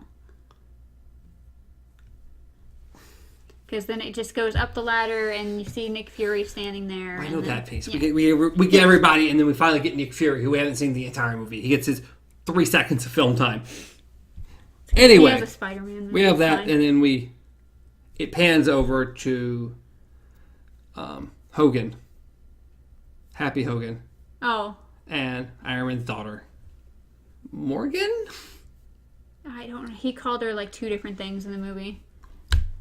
Like Tony had a name for her, and then of course her actual name. So and he's just kind of watching over her, and she's just there, and she's like, "I'm hungry." He's like, "Oh, what do you want?" Cheeseburgers. It's like, "Oh, your dad liked cheeseburgers too." He did. He really did, and he made it known. Like every time he came back from anything, he's like, "I want a cheeseburger." So it's a very sad little moment. Yeah, and then of course you have Barton and you have Hawkeye and Scarlet Witch talking about Natasha and Vision. With another sad moment. Yeah. And then, of course, it's time to return everything. It's time to take everything back. It's time to take the stones back. So we go to the woods where they built this little beam thing that's in the back, and Cap has the stones in a briefcase and the hammer sitting down on the ground. And something someone had pointed out that I'd have to see it again to be sure is that Bucky knew. Yeah, he knew that Cap wouldn't be coming back. He said his goodbye there. Because I was reading stuff on that too, and then of course when I saw it again, you can tell because he's like, I'll miss you pretty much, and he's like, don't do anything stupid while I'm gone, and he's like, how can I when all the stupid's going with you? And that's like their goodbye. That has always been their goodbye. Yes, and it's just he knows they won't see Cap again. Yeah. He's the only one who knows, but he knows he won't see Cap. And there's also thoughts related to that as to why he pushed Sam to go over to get the shield instead of walking over himself. Well, 1, he's already said his goodbye, and 2, I think everyone's convinced that it's more appropriate for Sam to have the shield. But yes, so he disappears. He's supposed to be back. We're going to bring him back in like 5 seconds, and of course he doesn't return. And then just a moment later, there's this guy sitting on a bench. And we kind of pan over, and it's really old Cap. To which Bucky and Sam walk kind of close, and then Bucky tells Sam to go ahead and go over, and Sam goes over and has a talk with him. So it's a lot. To which Cap gives Bucky the shield. Mm-hmm. Or it gives Sam the shield. Yeah, Sam the shield. And then pretty much he notices the ring, of course, the thing he said is he's like, oh, well, I'd returned all the stones, and then I thought about it and was like, I thought maybe I'll go out and get some of that life that Tony kept telling me I needed. And it's just like, and he did. And he did. So he gives Sam the shield, and he's like, try it on. He's like, how does it feel? It feels like it's someone else's. Well, it's not. And then, of course, you notice the ring, and he's like, "You gonna tell me about her?" And she's like, "I don't think I will." It's like very nice little. I don't think I will. But yeah, people are taking that ending scene a lot of different ways, as far as like different possible ways and reasonings to like why Bucky was acting a certain way. The whole why he said that to Sam, as far as, well, it is yours, and of course, not wanting to talk about his wife. People are taking, pretty much what I'm saying is that people are taking that and saying that there's going to be more explanations in the show of Winter Soldier and Falcon. Be cool. Be very cool. And then we end the movie by just panning back to like the I don't even know what. I don't know. Because I don't know the time, but 50, 60, set, whatever. Yeah. And then panning into a house. And then go into Cap and Peggy dancing. So you pretty much have that Tony, of course, lost his life, but he saved the world. And then Cap regained a life that he had lost. Because as soon as he fell in love, he hit the ocean and froze. And lost her. And then from then on, all he's done was fight to protect everything. Yeah. So you have Tony who lost his life and Cap who gained one. Mm-hmm. And it's just just a quick thought, because I was going to mention it earlier, but we kind of just went through it, is that I was reading something or listening to an interview with Robert Downey Jr. I think it was just an article, but it said that he was the one that decided not to say anything else. It was his decision not to say anything else during the death scene. He wanted his last words to be, "I am Iron Man." And then he felt like there was nothing else to say. So yeah, it was Robert Downey Jr.'s choice not to say anything. It's fine. It was perfect. His perfect words in. Good job. Couldn't have ended it any better. No, I mean, just There's nothing. There's nothing that could have ended it better, and that's why I'm so confused and nervous and excited to see what they're doing with Spider-Man. Yeah, this massive after-credit scene. Yes, it's a giant post-credit scene. We don't understand a lot about what's going on. Yeah. So now that you guys have just listened to Endgame. Yeah, now that you've listened to Endgame, we stayed up way too late. Didn't realize it was going to take this long to get through. Maybe we should have started it way sooner. I'm going to regret that in the morning. But on that note, guys. I'm really going to regret that in the morning. I believe it. I still got to go to Walmart, so. There you go. No matter what, it can wait till tomorrow. I promise. Well, I hope you enjoyed that extended That's extended replay of Endgame. God. What a movie, though. Yes. What? I already can't wait for it to be on DVD so I can watch it again. I just want to watch both back to back. Infinity War and Endgame together as one movie. That's really all I want to sit. Just sit down for one evening for about 5-6 hours and watch it. I'd be happy. Good. So, we should go. Yeah, we are going. We're definitely going. So, I hope you enjoyed all that. Leave some comments down below for the... Nobody made it this far. Nobody made it this far. Hey, if they skip to Endgame and then they just... that. Then it would only be, what, like an hour? This is a 2-hour thing. Of just Endgame. Yes. No, when we hit the 2-hour mark, that's when we said, hey, we should talk about Endgame now. I know. I mean, because I wrote down 206. Remember 206? This is a 2-hour review discussion thing of the movie. Why? Is it 4 hours now? Yes! Oh, shit. Well, hi, goodbye. Yes, it is. Bye, guys. Till next time. It's been 4 hours. Till next time, guys. Leave a comment. Please like the video and subscribe to the channel. You can reach me at Stars When we and have to break down our What's in the Box to 2 episodes. You can reach Amanda at Casey Pup. Reach the show at Beyond Our Focus. Everywhere, including YouTube and podcast services around the globe. Probably. Maybe. Sweden. And Cali. California knows how to party. There's nothing else, huh? Yeah, you just watched an entire movie with us. Go ahead. No one stayed with us. Kit Kat, if you're here this long, let me know you were here this long. I'd love to know if you listened to 4 hours of this nonsense. But only after you see Endgame. If you haven't. I'm telling me, you better not make it this far if you haven't seen Endgame. Till next time. Long days. And pleasant sleeps. Nights. Which we're almost out of at the moment. Good night.